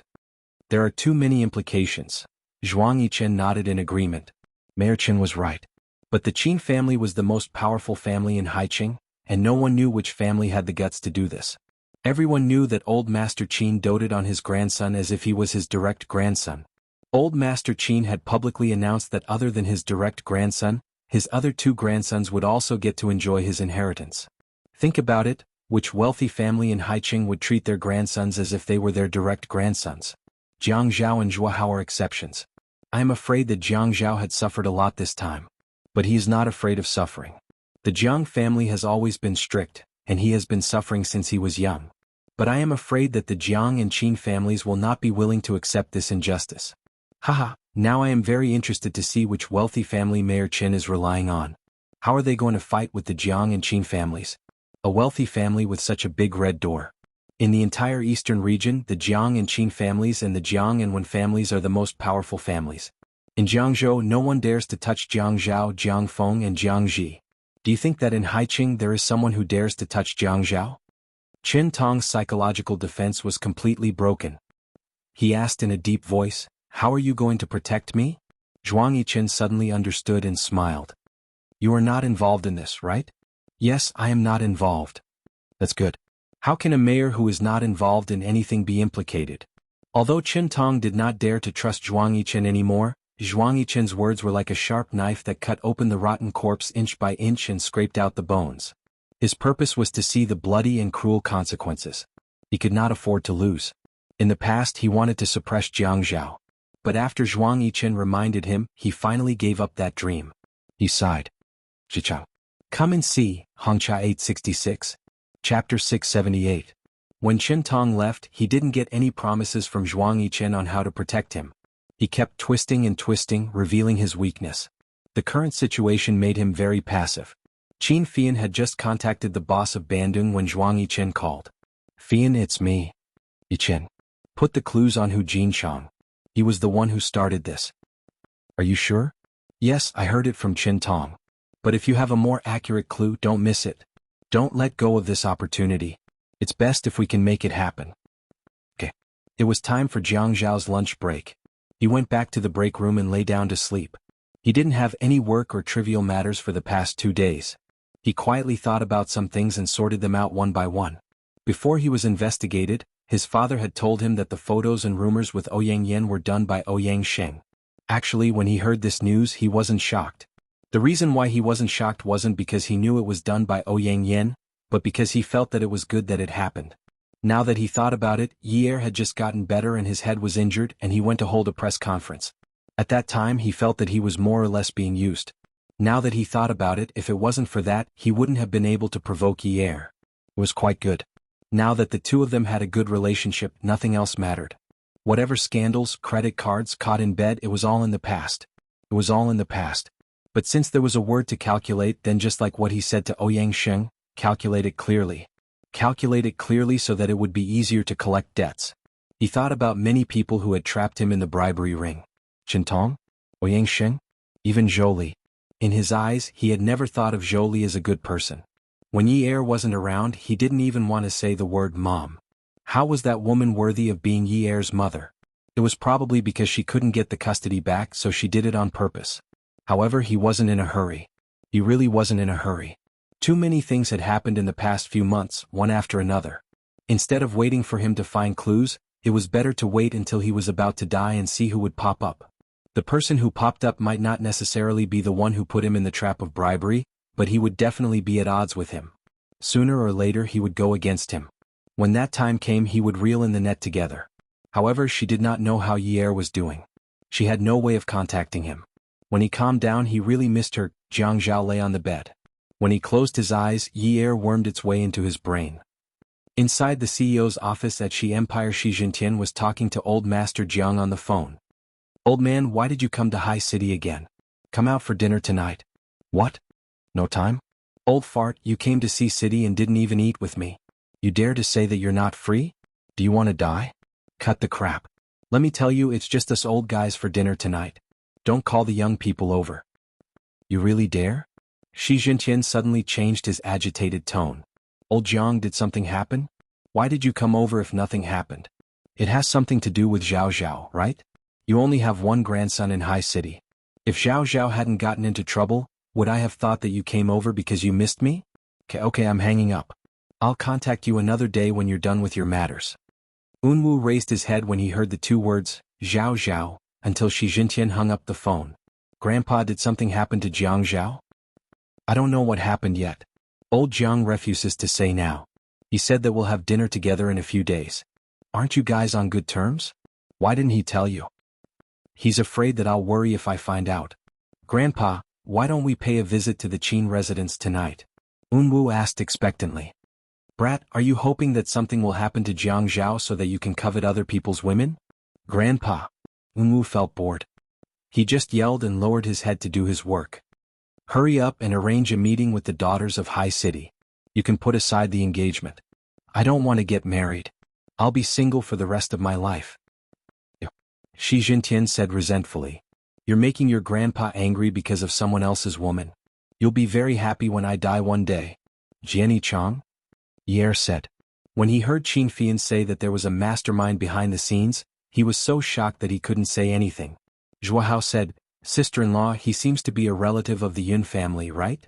Ye stopped the car by the roadside. "How's you drive?" "I'm not very focused.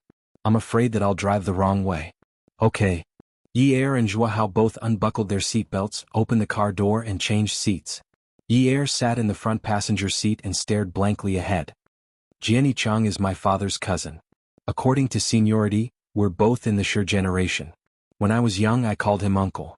Qin Fian sat in the back seat and asked with interest, "But if he's really the mastermind behind this, why?"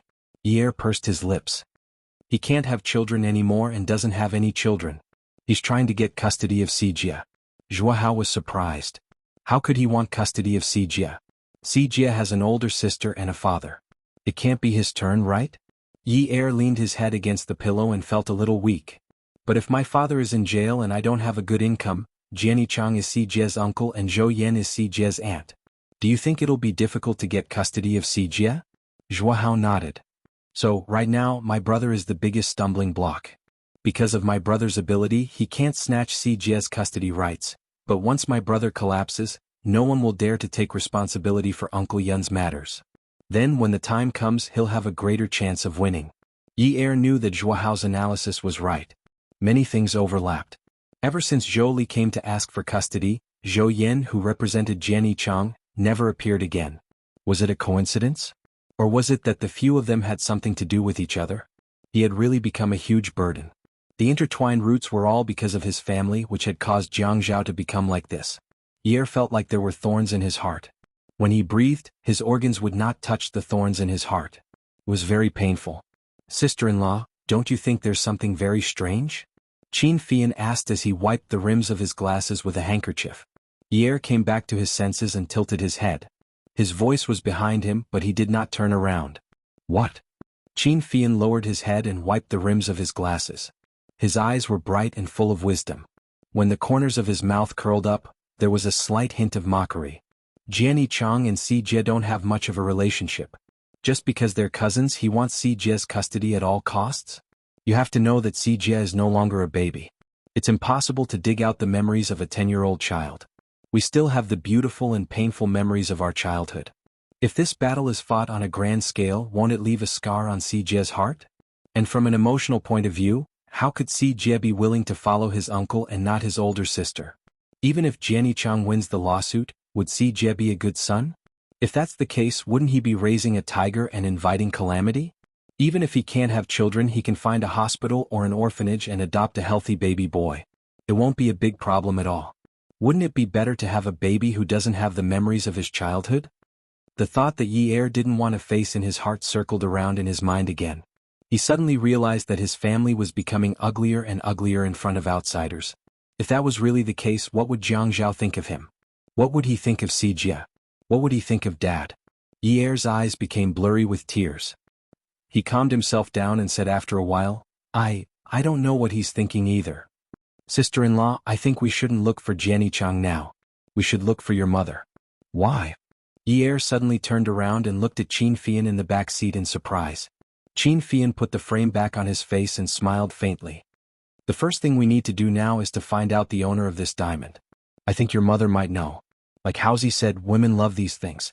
It's in their nature. Maybe she knows some gossip."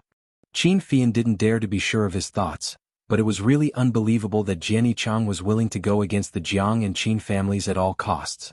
It should be known that even if Ouyang Sheng hated Jianghu to the core, he wouldn't dare to be so heavy-handed in such a short period of time. Unless what? Unless Jianghu destroyed Jianghu's interests above all else. Ye didn't want to prove it, but she couldn't give up any chance to save Jianghu. For every second she avoided, Jianghu would suffer for another second. At this moment Ye was in pain. Qin Fian wanted to take her to prove a cruel fact, a fact that Xianxia was closely related to Jianghu. Maybe it wasn't the truth, she comforted herself. Maybe it was only because they were cousins with a little blood relation that Jianghu had that kind of hope. In the tea house, four people sat at a square table. Zhou Li was wearing a pair of big-toed glasses, but it still couldn't cover the bruises on her face.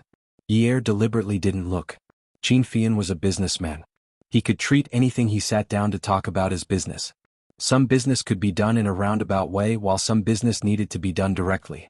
He stretched out his arm and put the photo and appraisal report in his hand in front of Zhou Li, who was sitting on his left. His smile was casual and devilish. "And Zhou, it took a lot of effort to take off such a beautiful diamond. It's 9 carats. If the diamond was lost, it wouldn't be as easy to find the ring." Zhou Li looked at the photo in front of her and was stunned. At this moment, she suddenly raised her head and looked at Qin Fian, who had a calm expression on his face. Her heart was beating so fast that it was as if she had heard a ghost in the quiet night. Her feet under the table trembled irregularly. Awesome novel Hongcha 866. Chapter 679. Although Yi avoided looking at Zhou Li's injury in detail, the tea house was made of wooden floors. Zhou Li's exquisite high heels landed on the floor. Because her feet were trembling nervously, the heels of her shoes bounced lightly on the wooden floor with messy tap tap tap tap sounds. The sound. Yi could not help but look over. He saw that Zhou Li's hand was already looking at the photo of the naked diamond. Her lips were trembling non-stop, but she did not speak. Yi closed his eyes again and listened to the sound of the guzheng strings echoing in the high-end tea house. But all of this was nothing compared to the sound of Zhou Li's heavy breathing that poured into his ears. "I don't know what you mean." Zhou Li threw the photo away as if throwing away a hot potato. "Is that so?" Xuanhuan was wearing an intimidating military uniform. His fingertips were drawing circles on the edge of the cup as he asked leisurely, "Actually, I'm just curious. How could such a high-quality South African large-carat diamond be so neglected? What a pity. The scratches on it can't be cleaned up by going to a store for maintenance. Even if you sell it second-hand, it won't be worth the price it used to be." "What are you talking about? I don't understand at all." Zhou Li stood up. Xuanhuan immediately stood up.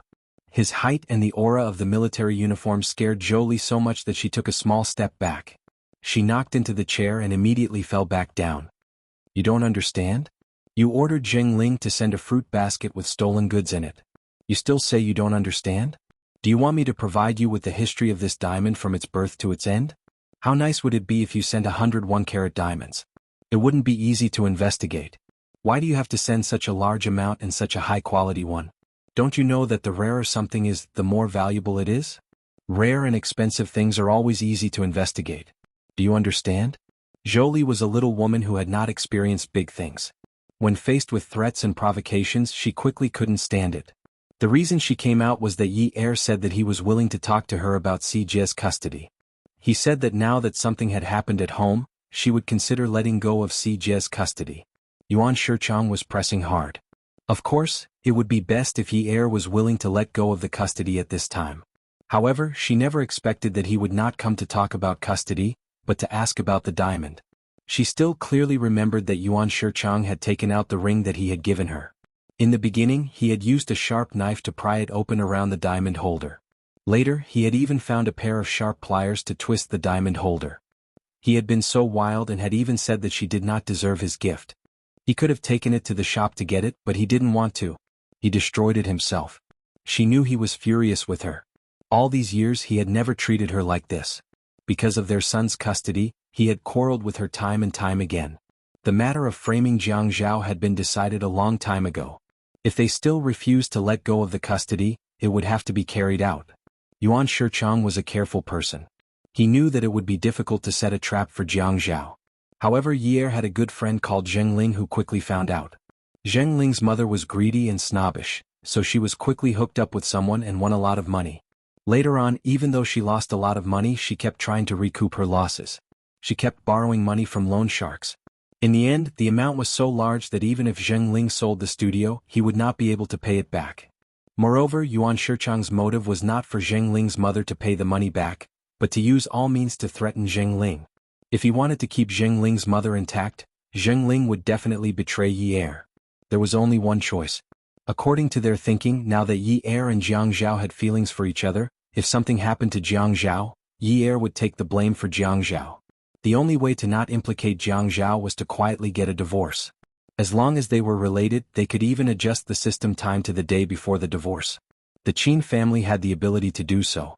However, Yi did not get a divorce. Instead, she came looking for them. "You want me to go to jail?" Zhou Li did not answer Xuanhuan's question. Instead, she blurted out a sentence without rhyme or reason. To prevent her hands from trembling, she gripped the armrest of the wooden chair tightly. Her sunglasses covered her eyes, but her voice was filled with panic. Are you sending me to jail? Yi suddenly opened her eyes. She realized a problem. It was not Sijia's problem, but if this was really Yuan Shichang's doing and if Zhou Li was also involved and Jiang Zhao returned home safely, then besides Zheng Ling and Yuan Shichang, Zhou Li would also be in jail. She had once called her by her name. Zhou Li, leave. Don't ever appear in front of me again. At that time she really did not want to see this woman again. However, she had messed up her life and caused her father to be hospitalized and in a coma. She had a good life but she did not want to live it. She just had to disturb her father's peace. Not wanting to see her forever did not mean that she wanted to send her to jail. It was fine as long as she lived a good life in another corner of the world. Jiang Zhao had once said angrily that such a mother was not worthy of being a mother. She also knew that such a mother was not worthy. But they had lived together for 17 years since they were young. There were too many memories that she could not let go of. If she could let go of them, she would not have cried so sadly when she said those words to Zhou Li outside her father's emergency room. Zhou Li, I want to know what you used to threaten Zheng Ling. Zhou Li heard Yi call her name in front of Xuanhuan and Qin Fian. Xuanhuan was slightly surprised, but Qin Fian did not seem surprised. Zhou Li sat up a little straighter and lowered her head. Her voice was soft and panicked. Her mother owes a huge amount of gambling money. Her photography studio and house have been foreclosed. All of her savings and Lu Cheng's money have been taken away. In order to save her mother's hands and feet, Yi bit her lip. No one could hear her crying. They only saw her face covered in tears. She did not speak. When she spoke, she sobbed. As Yi bit her lip, she felt that the taste on her tongue was no longer salty. She was angry. Qin Fian pulled out a tissue in a panic. He opened Yi's mouth and wiped the blood on her lips for her. Sister-in-law, calm down. Yi stood up and stared at Zhou Li, who was sitting down. She smiled sadly. Calm down. How can I calm down? How can there be mothers like you in this world? How can there be mothers like you? If it's not gambling, it's chaos. Why did you give birth to a child? Why did you give birth to a child? When you gave birth, why didn't you strangle the child to death? This was what Yi was thinking at this moment. She thought about why Zhou Li didn't just strangle her to death back then. In order to save her mother's hands and feet, Zheng Ling chose to betray her friend. Even if her mother ruined her career and family beyond recognition, she could only be used by others. Because there was no time to think of a solution, there was no extra. She had so much time to think of a solution. Even Lu Cheng's money had been taken away. What kind of mother was she? And this mother of hers was even more ridiculous. Her son and daughter could have lived together without any worries for Wu Yu, but she had to destroy it for her own selfish desires. She destroyed it so naturally. With just a sentence, I have my reasons, she completely destroyed it. Ever since Zhou Li was scolded by Yi last time, she felt guilty every time she thought about it. She did not even dare to look Yi in the eye. When Yi said such heartbroken words, she could not help but cover her face and cry. Yi, I didn't want things to be like this either. I've said so many times that I only want Sijia's custody. I only want Sijia's custody, but you refused to give it to me. If you had given up Sijia's custody earlier, none of this would have happened. Are you blaming me? Yi's smile was full of pain. Qin Fian kept rubbing tissue on Yi's face. Then he pressed down on her shoulders and asked her to sit down. Logically speaking, he and Xuanhuan should stay away from such family matters, but he felt that Yi was family. Zhou Li's actions were not family. If a family member was bullied, what would they do? All he could do was to stay there in silence. You should have told me earlier why you were so insistent on snatching Sijia's custody. If you had told me clearly, I would have considered it. I would have tried to find a compromise to resolve this matter. But have you told me anything? You didn't. From the beginning to the end. You lied to me. You lied to me and you still blame me. Other than saying that you have your reasons, what else did you say? You hid so many things from me. Who can you blame? Yi's agitated voice became louder and louder. The originally quiet tea room suddenly became a tea house. Xuanhuan immediately got up and asked the waiter to bring a screen to block the scene of the quarrel. He also instructed the second floor not to arrange for anyone to come up. Zhou Li was stunned for a moment. She immediately ran over to Yi, who was sitting opposite her. She grabbed Yi's hand and said, Yi, tell mommy. Tell mommy. Do you want to send mommy to jail because of Jiang Zhao? Do you want mommy to go to jail? Zhou Li took the glasses off her face. Yi saw a shocking scar on the bridge of her nose and around her eyes. It was already very swollen and badly bruised. When she frowned, Jolie suddenly knelt in front of Yi'er and sobbed, "Yi'er, don't send Mommy to jail. Mommy promises that it won't happen again. Yi'er, I beg you.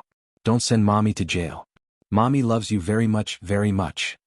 Yi'er hated it when Jolie knelt in front of her. She hated it. Jolie knelt down and kept saying that she was her mother and that she loved her. She kept reminding her that the person who knelt on the ground and begged her was her mother. God had played a big joke on her. It was said that fate was arranged by God. But one day when someone asked her who she should save when her husband and mother fell into the river, should God come out and tell her what she should do? Yi'er realized that she was a useless person. Previously, she had already cut ties with Jolie and said that she would never see her again. But from the moment she saw this woman today, she could not calm down. When she found out that she was also involved in Jiang Zhao's case, she hated herself even more for not having an abortion when she was still in her mother's womb. She never wanted to see the sun like this again. She saw her mother kneeling in front of her, crying and begging for mercy. She thought of her husband's unknown situation. At this moment, she was like a person who had walked into a desert. A vulture was circling above her head. Just as she was about to fall, the hunter swooped down and pushed her to the ground. His hook-like mouth pecked down hard. His target was her heart. Then he tore and gnawed. She lay on the ground and watched helplessly as her body was gnawed into a bloody mess. Qin Fian gave Zhuahao a look. If this was really done by Yuan Shichang and Jolie, covering up for Jolie would mean covering up for Yuan Shichang. If the mastermind did not come out, Jiang Zhao's case might be cleared. This was a big deal. Welfare Songshu 566. Chapter 680. Zhuahao knew that Qin Fian did not like to argue with women. At this moment, he strode over and used his strong physique to pick Jolie up from the ground. "Aunt Jo, you should be thinking about how to explain yourself instead of begging sister-in-law. To put it bluntly, my brother was wronged in this matter, but Yuan Shichang was not. If Yuan Shichang is not found out, my brother will be wronged for the rest of his life. Not to mention the small matter of losing his official position, that 9-carat diamond is enough to sentence him to a very heavy sentence." Yi'er finally came to her senses after hearing Zhuahao's threatening and reminding words. Nothing must happen to Jiang Zhao. Nothing must happen to Jiang Zhao. If Jiang Zhao collapsed, not only would she lose her pillar of support, the entire family's pillar of support would also be gone. Yuan Shichang should go to jail. If he went to jail, no one would come to snatch her brother away. She did not care about those rotten relationships. She only knew that Si Jie was her brother from the moment he was born. They had been together for 10 years. From the first time she taught him to call her sister, this brother was destined to be hers. Yi'er swayed her body and turned to run away. Qin Fian chased after her and asked Zhuahao to restrain Jolie. Jolie shouted for Yi'er. When Yi'er heard Jolie's shout, she ran even faster. Qin Fian chased after Yi'er and pulled her to the side of the car. He took out the key to open the car door and pushed her into the passenger seat. He sat in the driver's seat and said, "You have to face it sooner or later. Why are you running?" Yi'er leaned on the dashboard in the passenger seat and cried uncontrollably. Qin Fian was a little moved by the sadness in her sobs. "It's a little cruel. I don't want to face it. Sister-in-law, but you are my brother's wife. You are the granddaughter-in-law of the Jiang and Qin families. It's not that we want to teach you to forget your mother after you have a husband, but you clearly know who caused my brother to become like this. My brother did not do anything to let your mother down. You have to be fair." Yi'er. She was still leaning on the dashboard and sobbing as she said, "I know, Fian, but you can't understand how I feel now." How could she share such feelings with others and let others understand?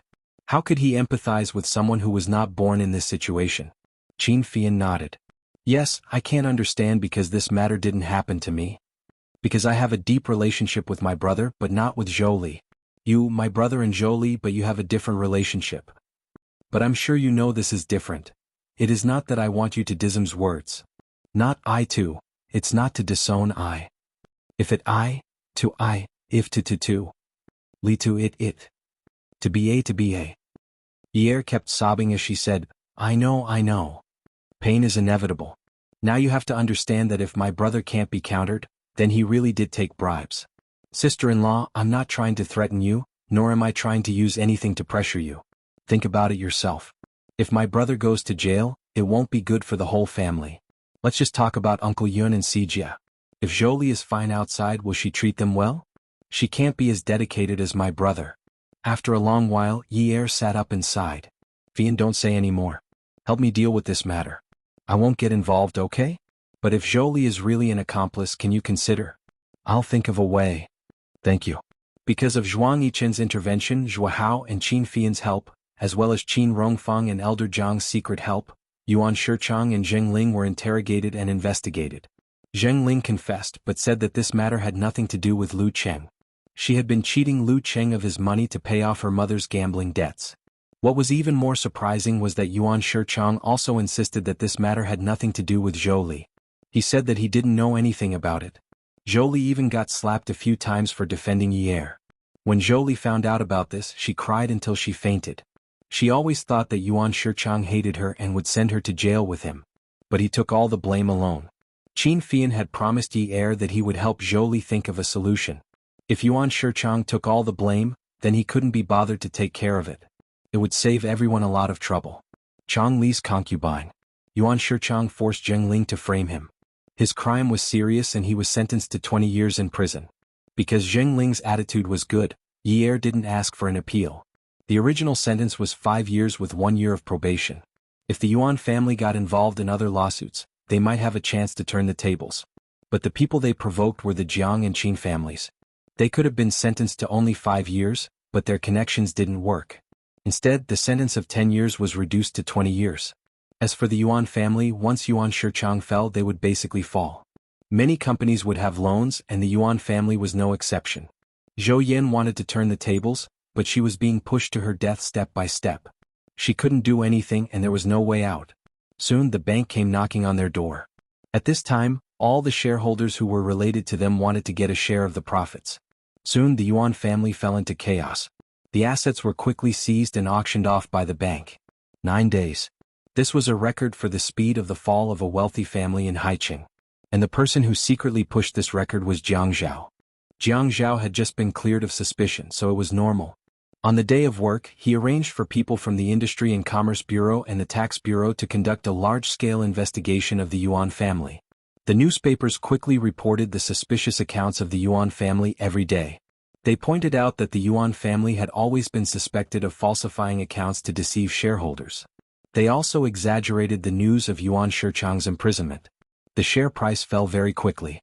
Even if the market opened high and high, the Yuan family shares were still lying on the floor, motionless. Jiang Zhao felt that he wasn't despicable. At least the methods he used were open and above board. He only dug out the Yuan family's internal affairs for everyone to see. He went through the proper channels and wasn't as despicable as Yuan Shichang. Moreover, if he didn't do this, his grandfather and grandfather would have taken action. The whole thing had been tacitly approved by the 2 elders in his family. He was also doing this for the sake of the 2 elders' physical and mental health. He didn't want them to tire themselves when they took action. He was being filial. A wealthy family was suddenly burdened with debt. However, yesterday's prosperity was gone, leaving behind a desolate land. Zhou Yan had always known about the relationship between Zhou Li and Yuan Shichang, but she had never exposed it. Yuan Shichang was too domineering. Back then, it was because Zhou Li married Xuanhuan that he married her in a fit of anger. She knew that there was no love in this marriage, but she still swallowed her anger and loved that man.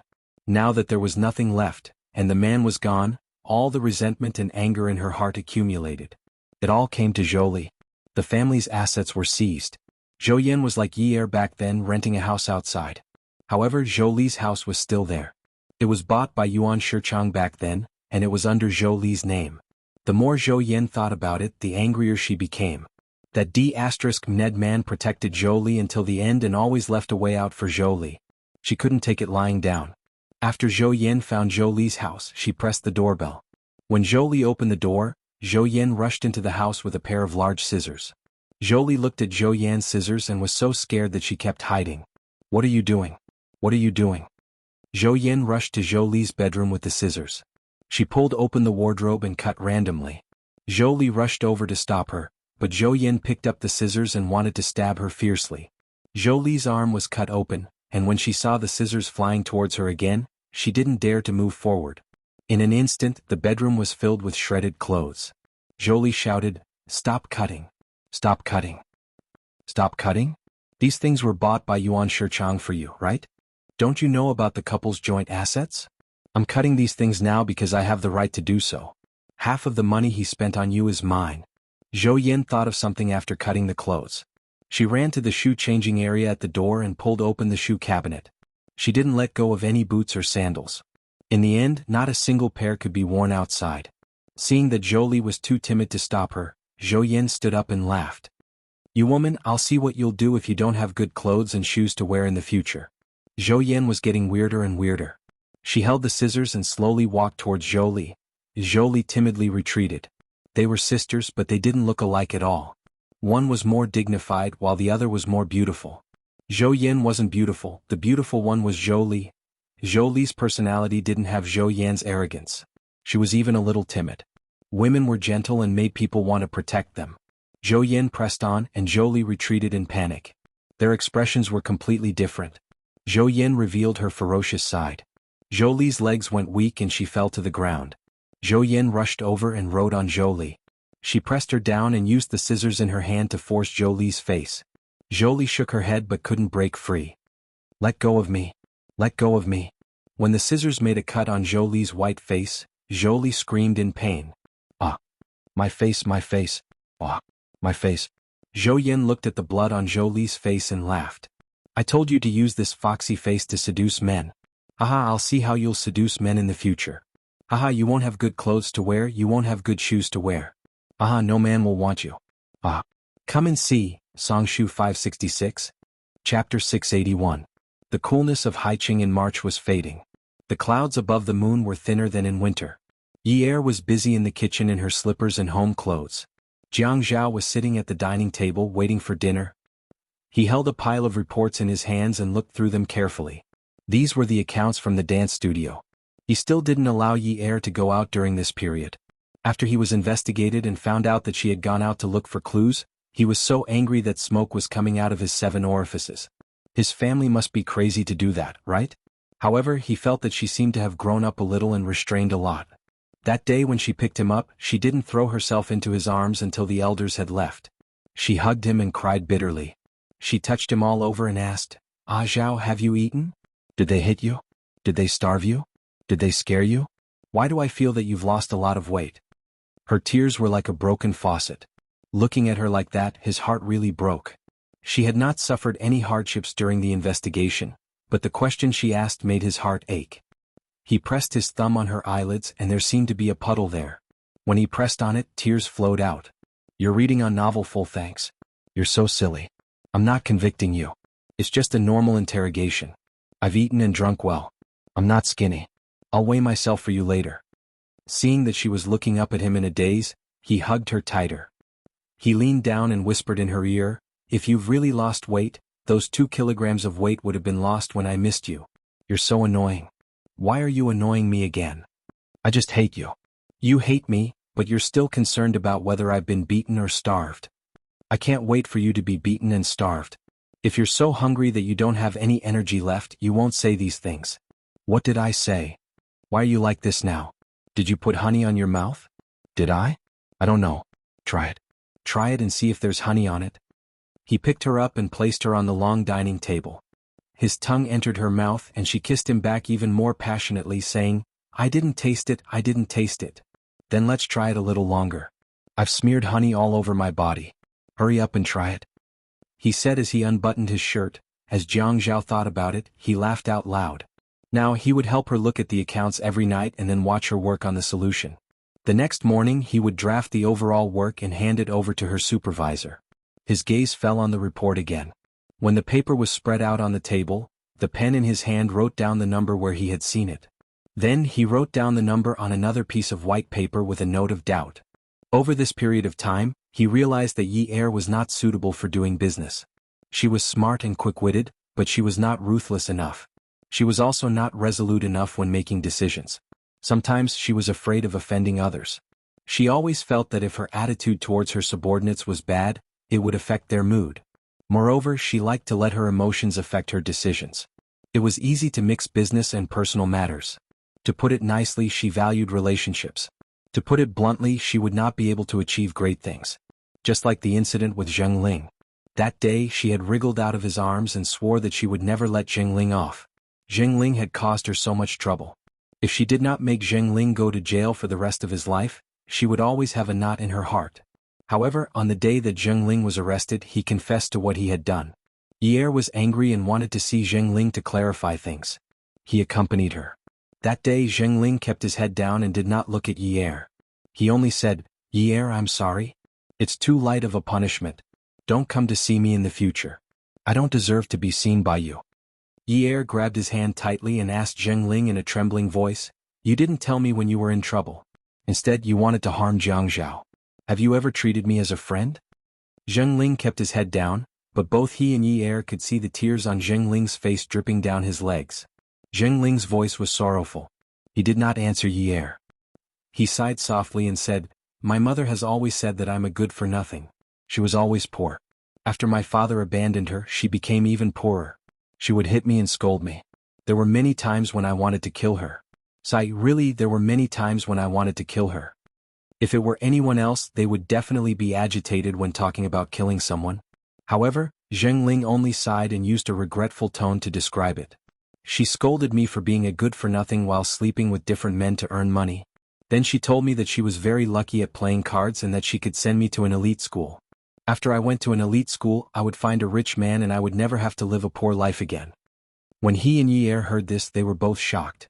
"She told me to find a rich man while telling me that rich men were not reliable. She told me to find a reliable one and live a good life after marriage.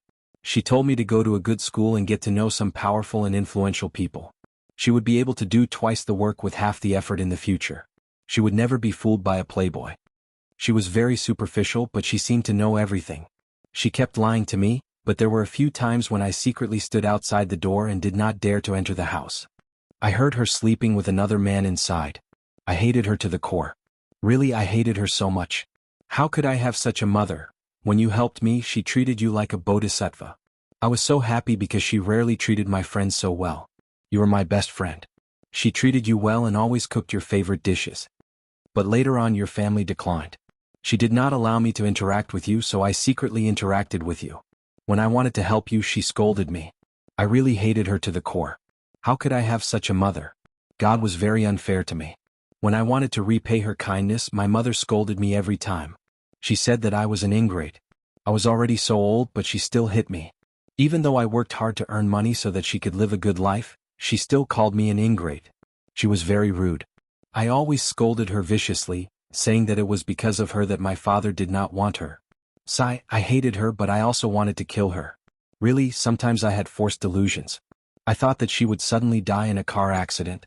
But when others told me to cut off her arms and legs, I felt that my sky was falling. I felt that I was so cheap. I hated her to the core, but I still wanted to save her. I sold the studio and the house. At first, I even hid it from Lu Qing, saying that I wanted to buy equipment. I cheated Lu Qing of his savings, but I did not have enough money. Lu Qing wanted me to call the police. I did not dare. I really did not dare. I did not dare to imagine how a person like my mother, such a rude and superficial person, would scold people with her hands on her hips. If she lost her limbs, what would she become?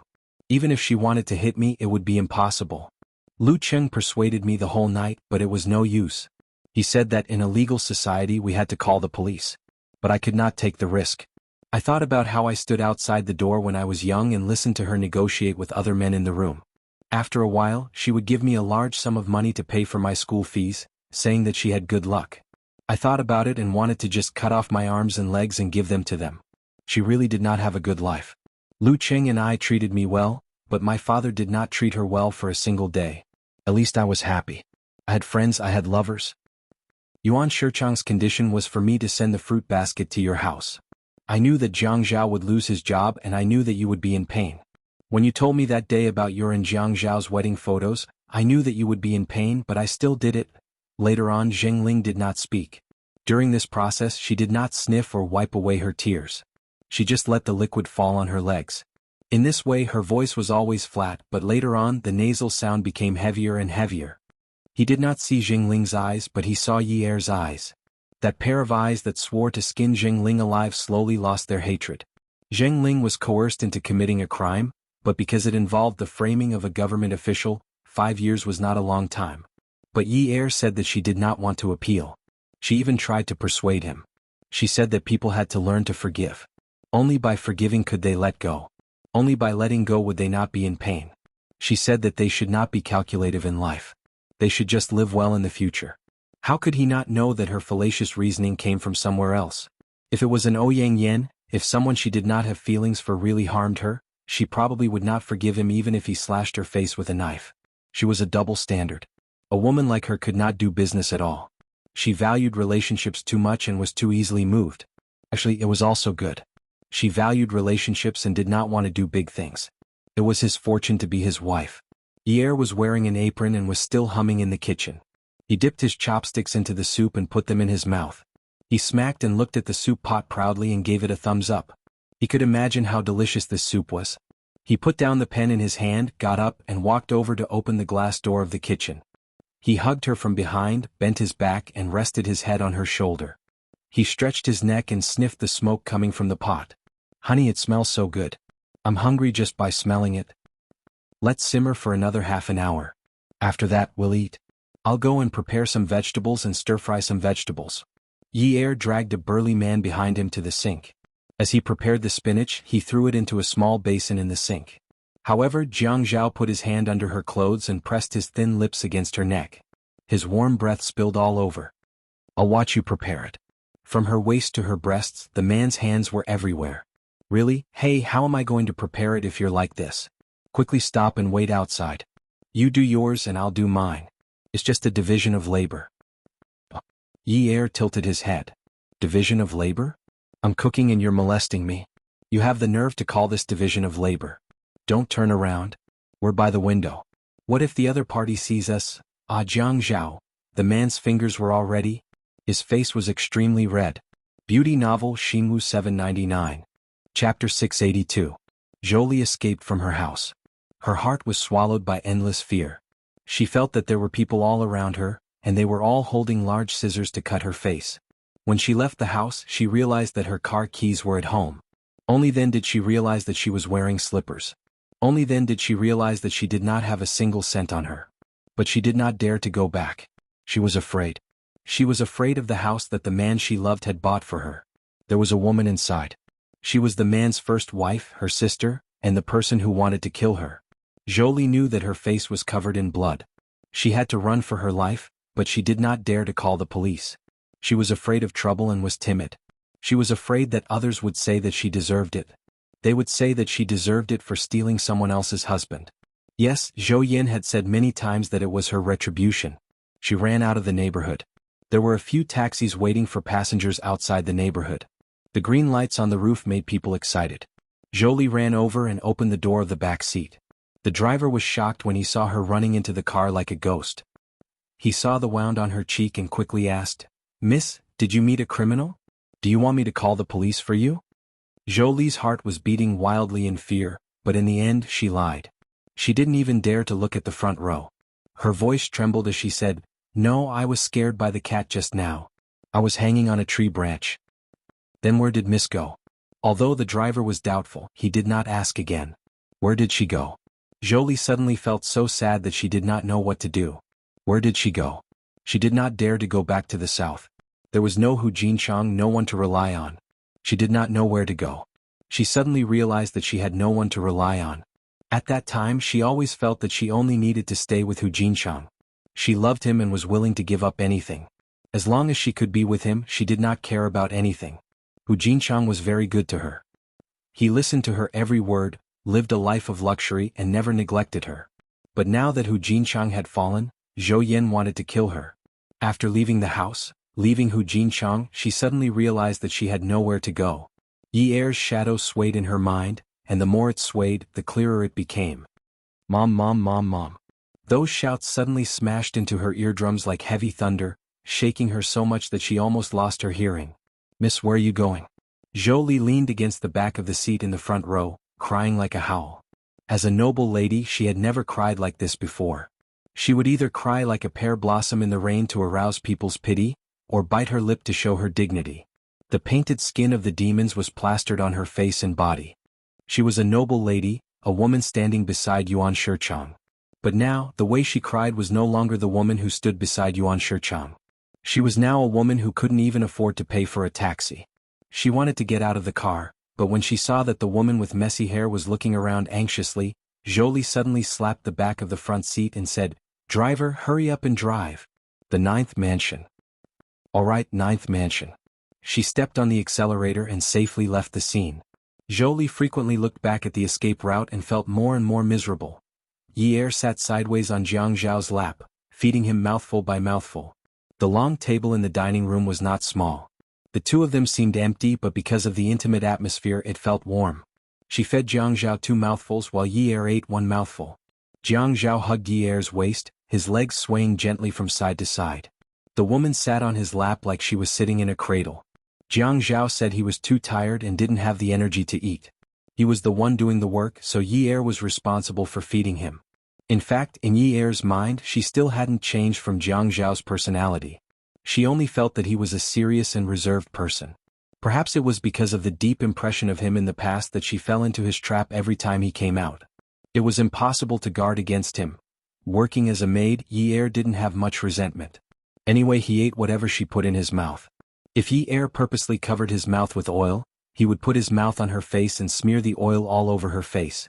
When the doorbell rang, Jiang Zhao had just taken a big bite. He didn't have time to swallow the food in his mouth before he felt a little irritated.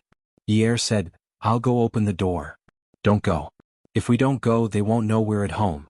Don't let anyone disturb us." Jiang Zhao actually didn't like living with a big family. When Xuanhuan was at home in the past, how could the two of them be so unscrupulously intimate like they were now? It wasn't easy to have such intimate tenderness. No matter what, he didn't want anyone to disturb them. Yi was about to respond, but the doorbell rang again. "What if it's something urgent? Stop fooling around. Then you have to serve me well tonight." Of course, Yi knew what Jiang Zhao meant by serving him well. "Okay. Go ahead." Yi wiped his face with a tissue. Jiang Zhao cleaned up the oil on his face and went to open the door with Yi. When they opened the door, both of them were shocked.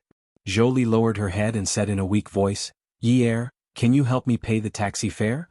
With the injuries on Jolie's face and the way her shoulders were lowered, Yi looked like he had been hit by a stick.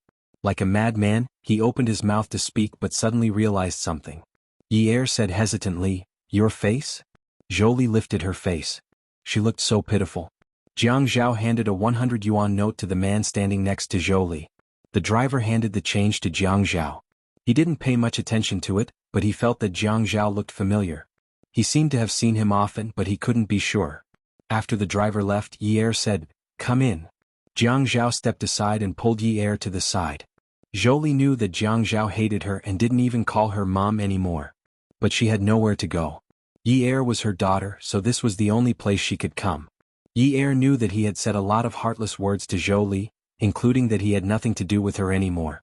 "What's wrong with your face?" Yi wanted to call her mom, but his mouth felt like he was chewing wax and couldn't say it. "Mom has nowhere else to go, Yi." Jolie had already changed into her slippers. Yi said, "Let's go to the hospital to treat your wounds first." Jolie nodded. "Okay." But Jiang Zhao asked, "Have you eaten?" Jolie said, "No." "Then let's eat together." Jolie really wanted to go to the hospital, but with Jiang Zhao like this, she didn't dare to make a request. Yi seemed to only listen to Jiang Zhao.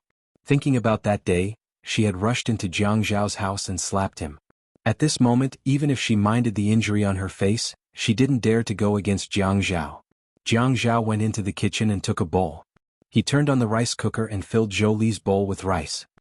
He handed it to her and tried to make his tone as gentle as possible. "Yi made this. Tastes pretty good. Try it." If it were up to him, he wouldn't have let Jolie in at all. But Yi's face was stiff, and he was more upset than anyone else.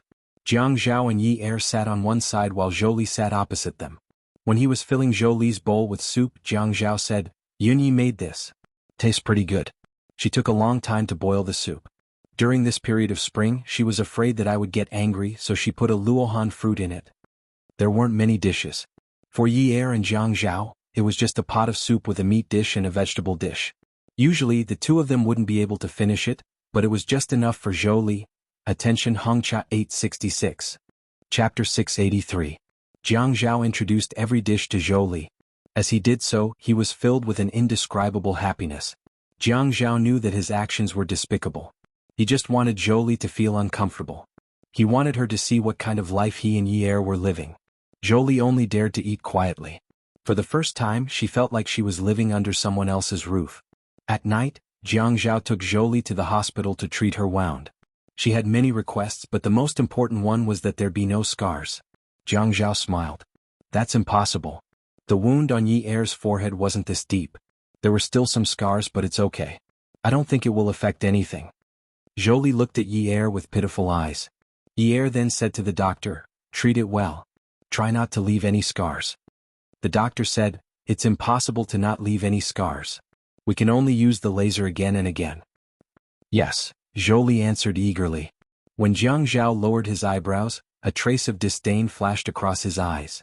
On the way back, Zhou said that she didn't have any clothes to change into. Her voice was very soft, but Jianghu still heard it. The car stopped outside the mall and they went to buy clothes for Zhou together. When Yi Er came back, his face was gloomy. The trunk was full of clothes that Zhou had picked out. Yi Er said a lot of things, but Zhou didn't listen. She said that she had to wear this and that. She bought cosmetics, skincare products, nail polish, and everything was branded. Jianghu followed beside him and kept swiping his card. Yi Er felt that he had never spent Jianghu's money so recklessly before. He really had the urge to kick the tires. When they reached home that night, they arranged for Zhou to stay in the guest room downstairs. Jianghu was sullen after he went upstairs. To him it was too disappointing. It wasn't that he didn't respect his elders, but he had always thought that he was a very competent and qualified junior. No matter who in the Yun family it was, he didn't let them down. It was true that his father-in-law was a burden to him, but at least his father-in-law knew how to conduct himself. He still hoped that Yi Er would live well, so he was willing to do some things. Jia had always been sensible and was always on Yi Er's side. Zhou? He couldn't figure out why he couldn't scold that woman. He wanted to scold her, but it definitely wasn't because of the money she spent today. Yi Er followed behind Jianghu the whole time. She took his clothes and went to the bathroom to adjust the water temperature for him to take a bath.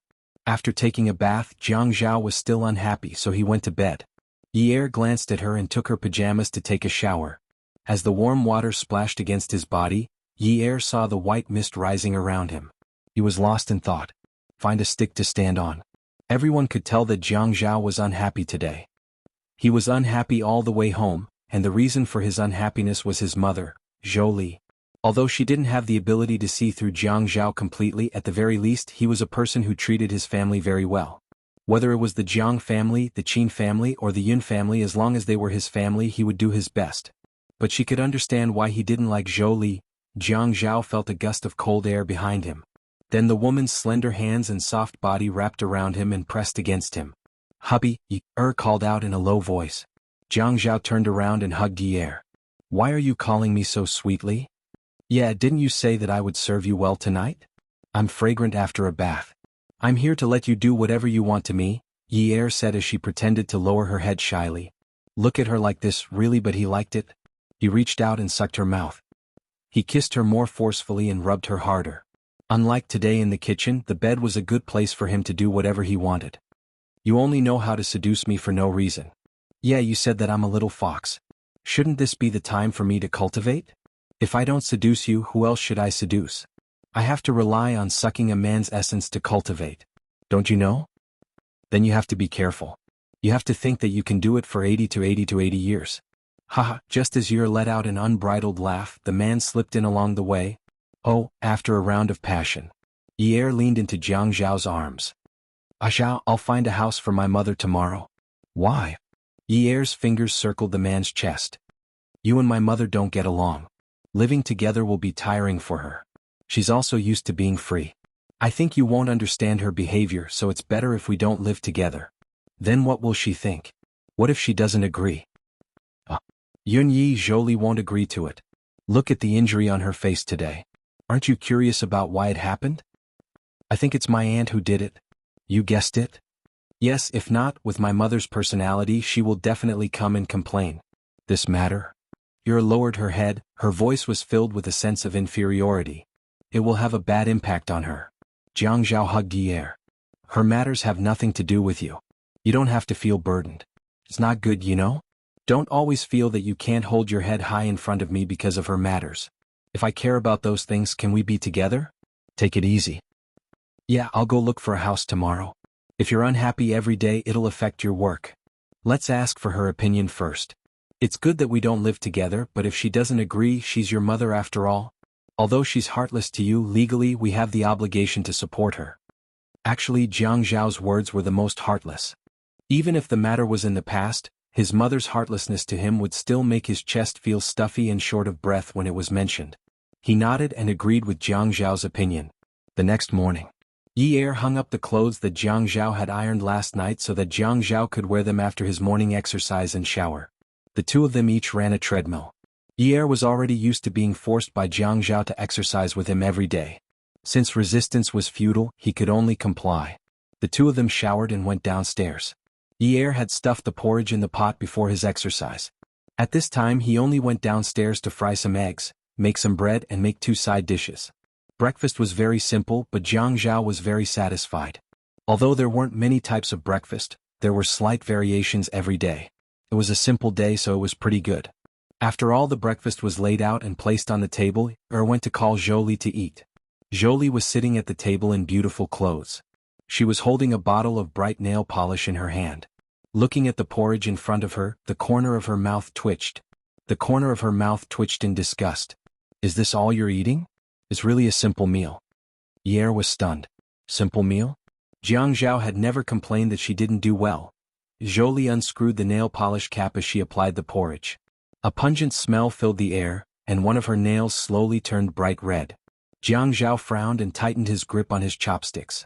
The anger between his eyebrows rose higher and higher. Zhou raised her eyes and glanced at Jiang Zhao. She knew that Jiang Zhao always went along with Yi Er. She could tell when he bought her clothes yesterday. So at this time she put on the attitude of a mother-in-law.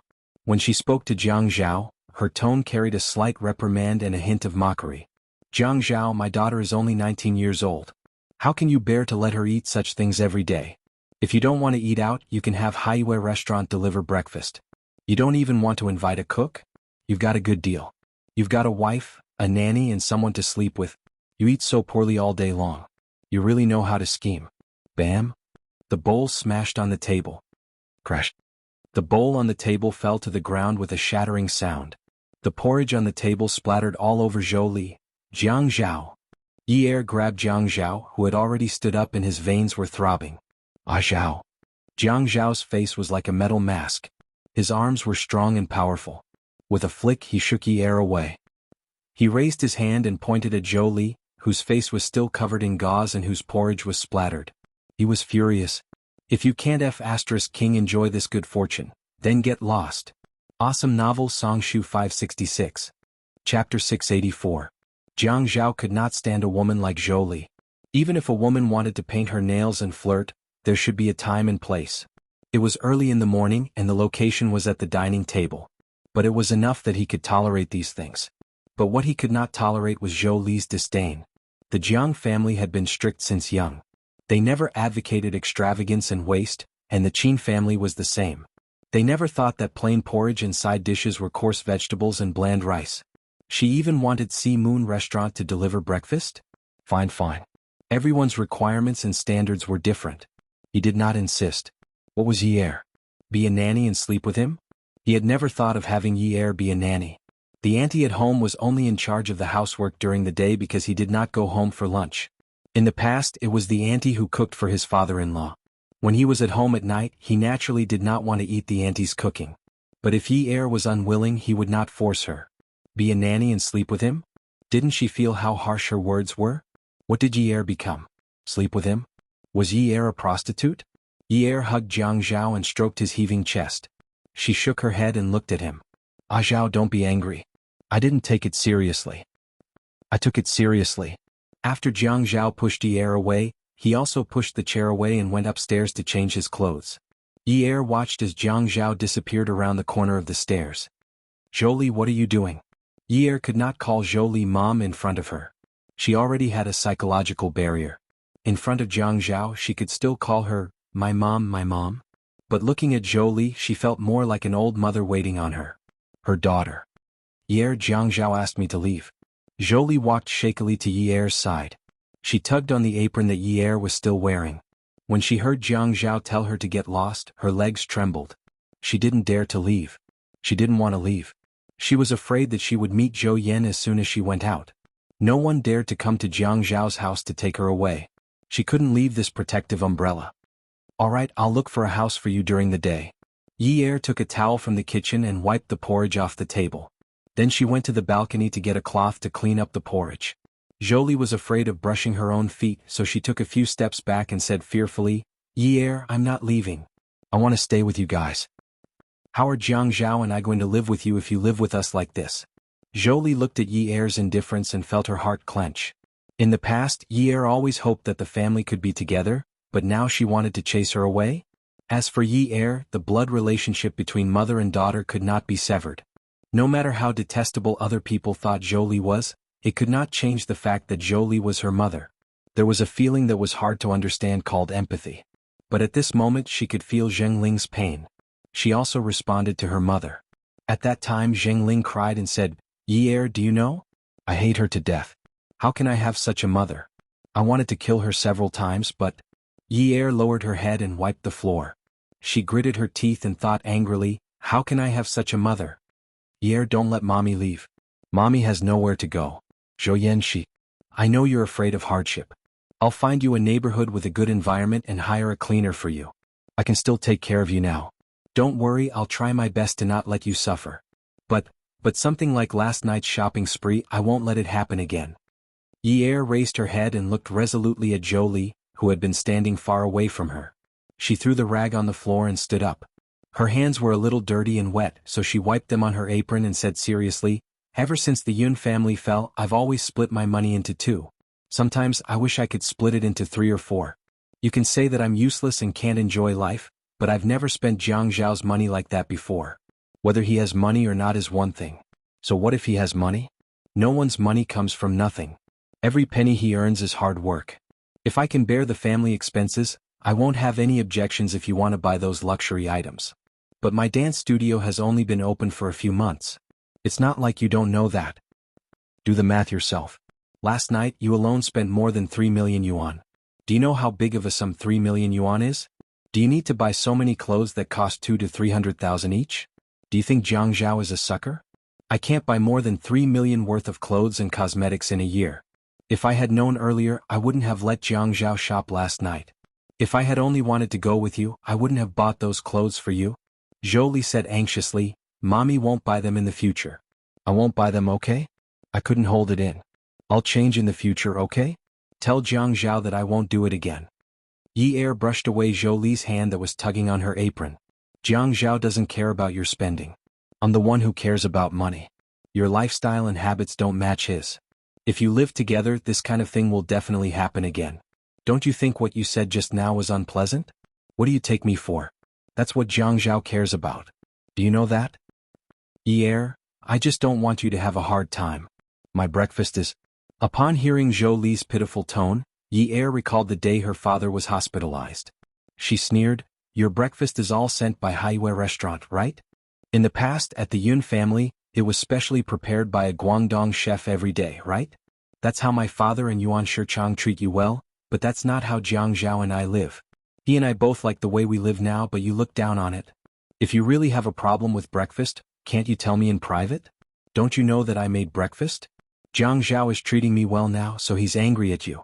Have you ever thought about what would happen if he doesn't treat me well and you ruined your own daughter's breakfast in front of your son-in-law?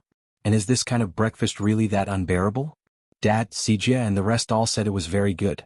Yi Er's voice became a little hazy with uncertainty. After hearing Jolie's words, she couldn't help but wonder if her family's praise of her cooking was false. What about Jiang Zhao? Could it be the same? At this moment she felt a warmth on her back. Jiang Zhao had already changed into his suit. He hugged her from behind and put his mouth next to Yi Er's ear as if there was no one else around. I'm going to work. Go and do what we talked about last night. He pecked her cheek. Breakfast was delicious. I liked it a lot. Don't think too much. Yi Er's heart instantly warmed. After Jiang Zhao finished speaking, he didn't look at Jolie and sat down again. He picked up the bowl of porridge that Yi Er had just eaten and started eating with big bites along with the side dishes. After he finished eating the egg, he wrapped a piece of bread with side dishes and put it in his mouth to eat with big bites. This was the way he liked to eat carelessly. When they ate outside, Jiang Zhao would always be gentlemanly and elegantly savoring the food without leaving any crumbs at the corners of his mouth. But when he ate Yi Er's food at home, he always liked to eat with big bites. The way he ate showed how he liked it. Zhou Li watched as Jiang Zhao ate his breakfast in satisfaction and didn't dare to lean against the table. She felt that even though Jiang Zhao and Yi Er had laughed before when they sat down to eat, there was a terrifying aura that kept people away. Jiang Zhao didn't call Yi Er to eat. He finished a few mouthfuls and went to work. No matter what Zhou Li promised Yi Er was determined to find a new house for Zhou Li. This was something she had decided on last night. Zhou Li was her mother. No matter how hateful she was, this blood relationship could not be severed. It was impossible to sever it. Jiang Zhao said that they had an obligation to support her. In fact, he was already very kind. What Zhou Li and Yuan Shichang did almost caused Jiang Zhao to never be able to recover. If Zhou Li had the slightest bit of conscience, she would have come to inform her. But she didn't. She couldn't ignore it. She couldn't force Jiang Zhao to live under the same roof as someone who wanted to harm her. Moreover, the hospital said that her father's condition had improved and that he was about to be discharged. If Zhou Li said something she shouldn't, her father wouldn't be able to withstand the slightest provocation. Jiang Zhao returned to the building.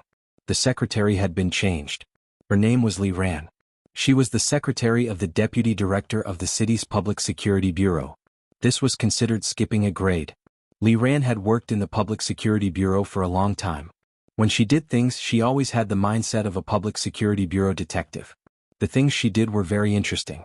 The reports she wrote also had the flavor of investigation and counter-investigation. Jiang Zhao felt that this young man would probably have to return to the Public Security Bureau to be an officer in the future. Otherwise, he would feel like a hero with no place to use his talents. Shen Kai sat on the sofa and drank the coffee made by Li Ran. However, he complained about Li Ran unkindly. Jiang Zhao, your current secretary really doesn't know the ways of the world at all. Really, I'm still a member of the Examination Institute, right? Even if I'm a Luo, I'm the only one who can investigate other people. No one else can investigate me. How dare he interrogate me? But I'm still not a Luo. I'm the biggest Luo in the procuratorate. Jiang Zhao was sitting opposite Shen Kai. He was fiddling with the tea set and brewing tea. When he heard Shen Kai was angered by Li Ran, he laughed. It's all because of Luo. Yes. It's still Luo. You're amazing. You're not Luo. You're just a mayor. Jiang Zhao raised his eyebrows and said provocatively. That's right. I have a higher rank than you. What should I do? Shen Kai was a loafer. Even in the mayor's office, he was still a loafer. Of course, the premise was that the mayor's secretary was not present, and the door was closed.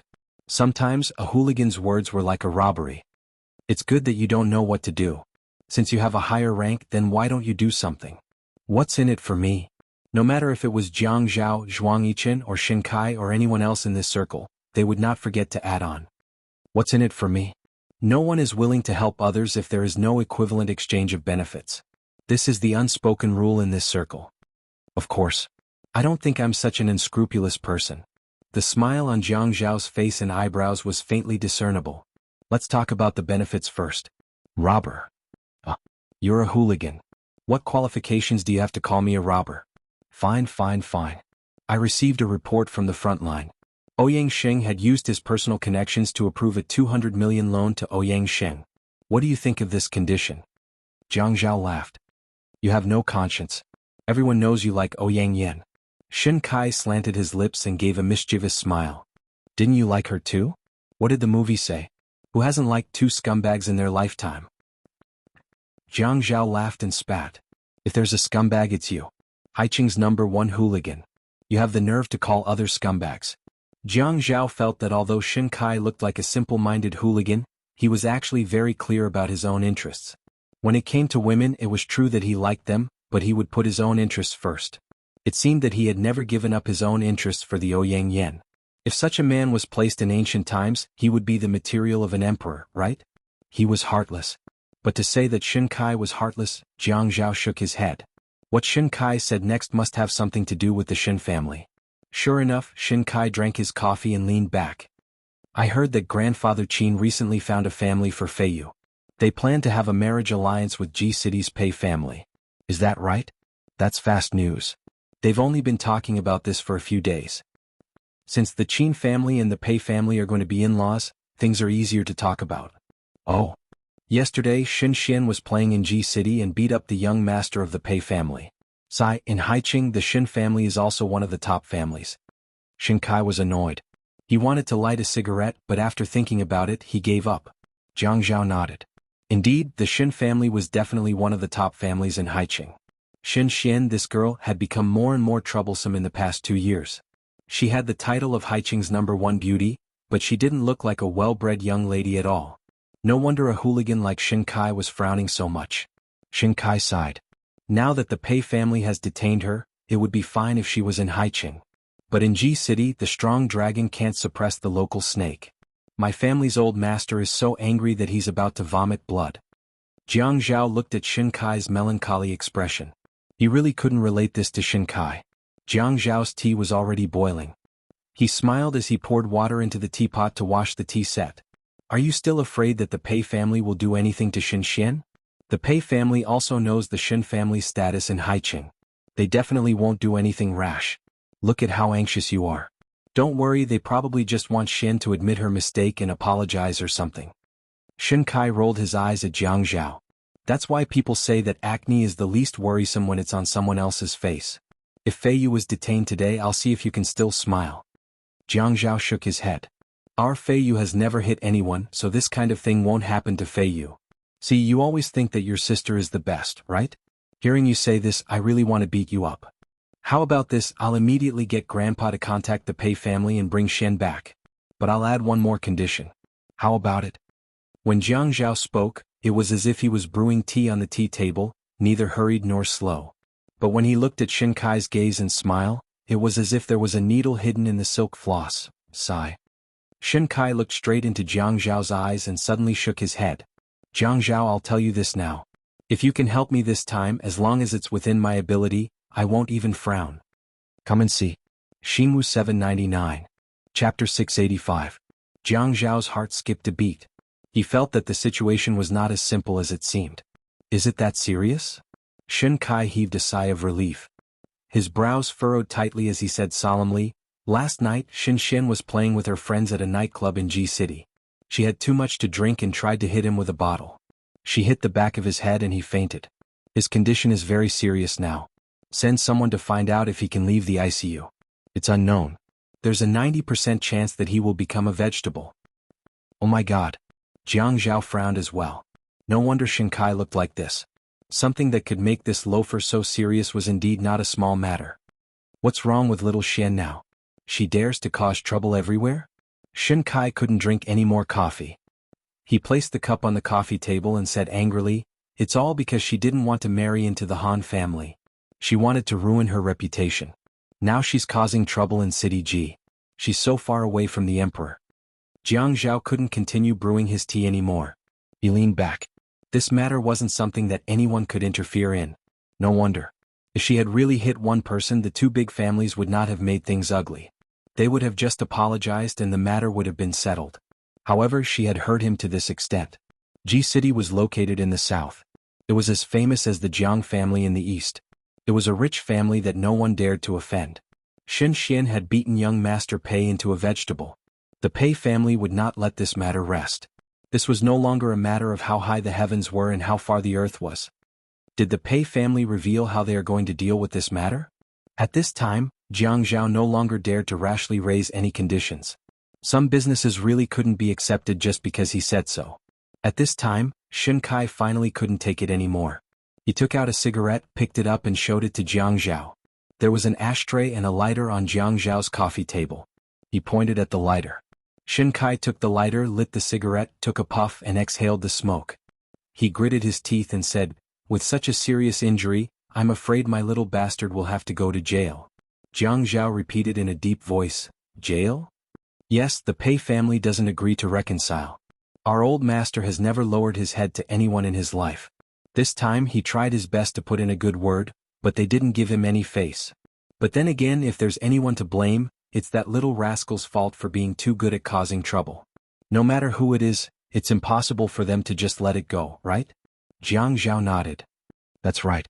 No matter who it is, they won't just let it go.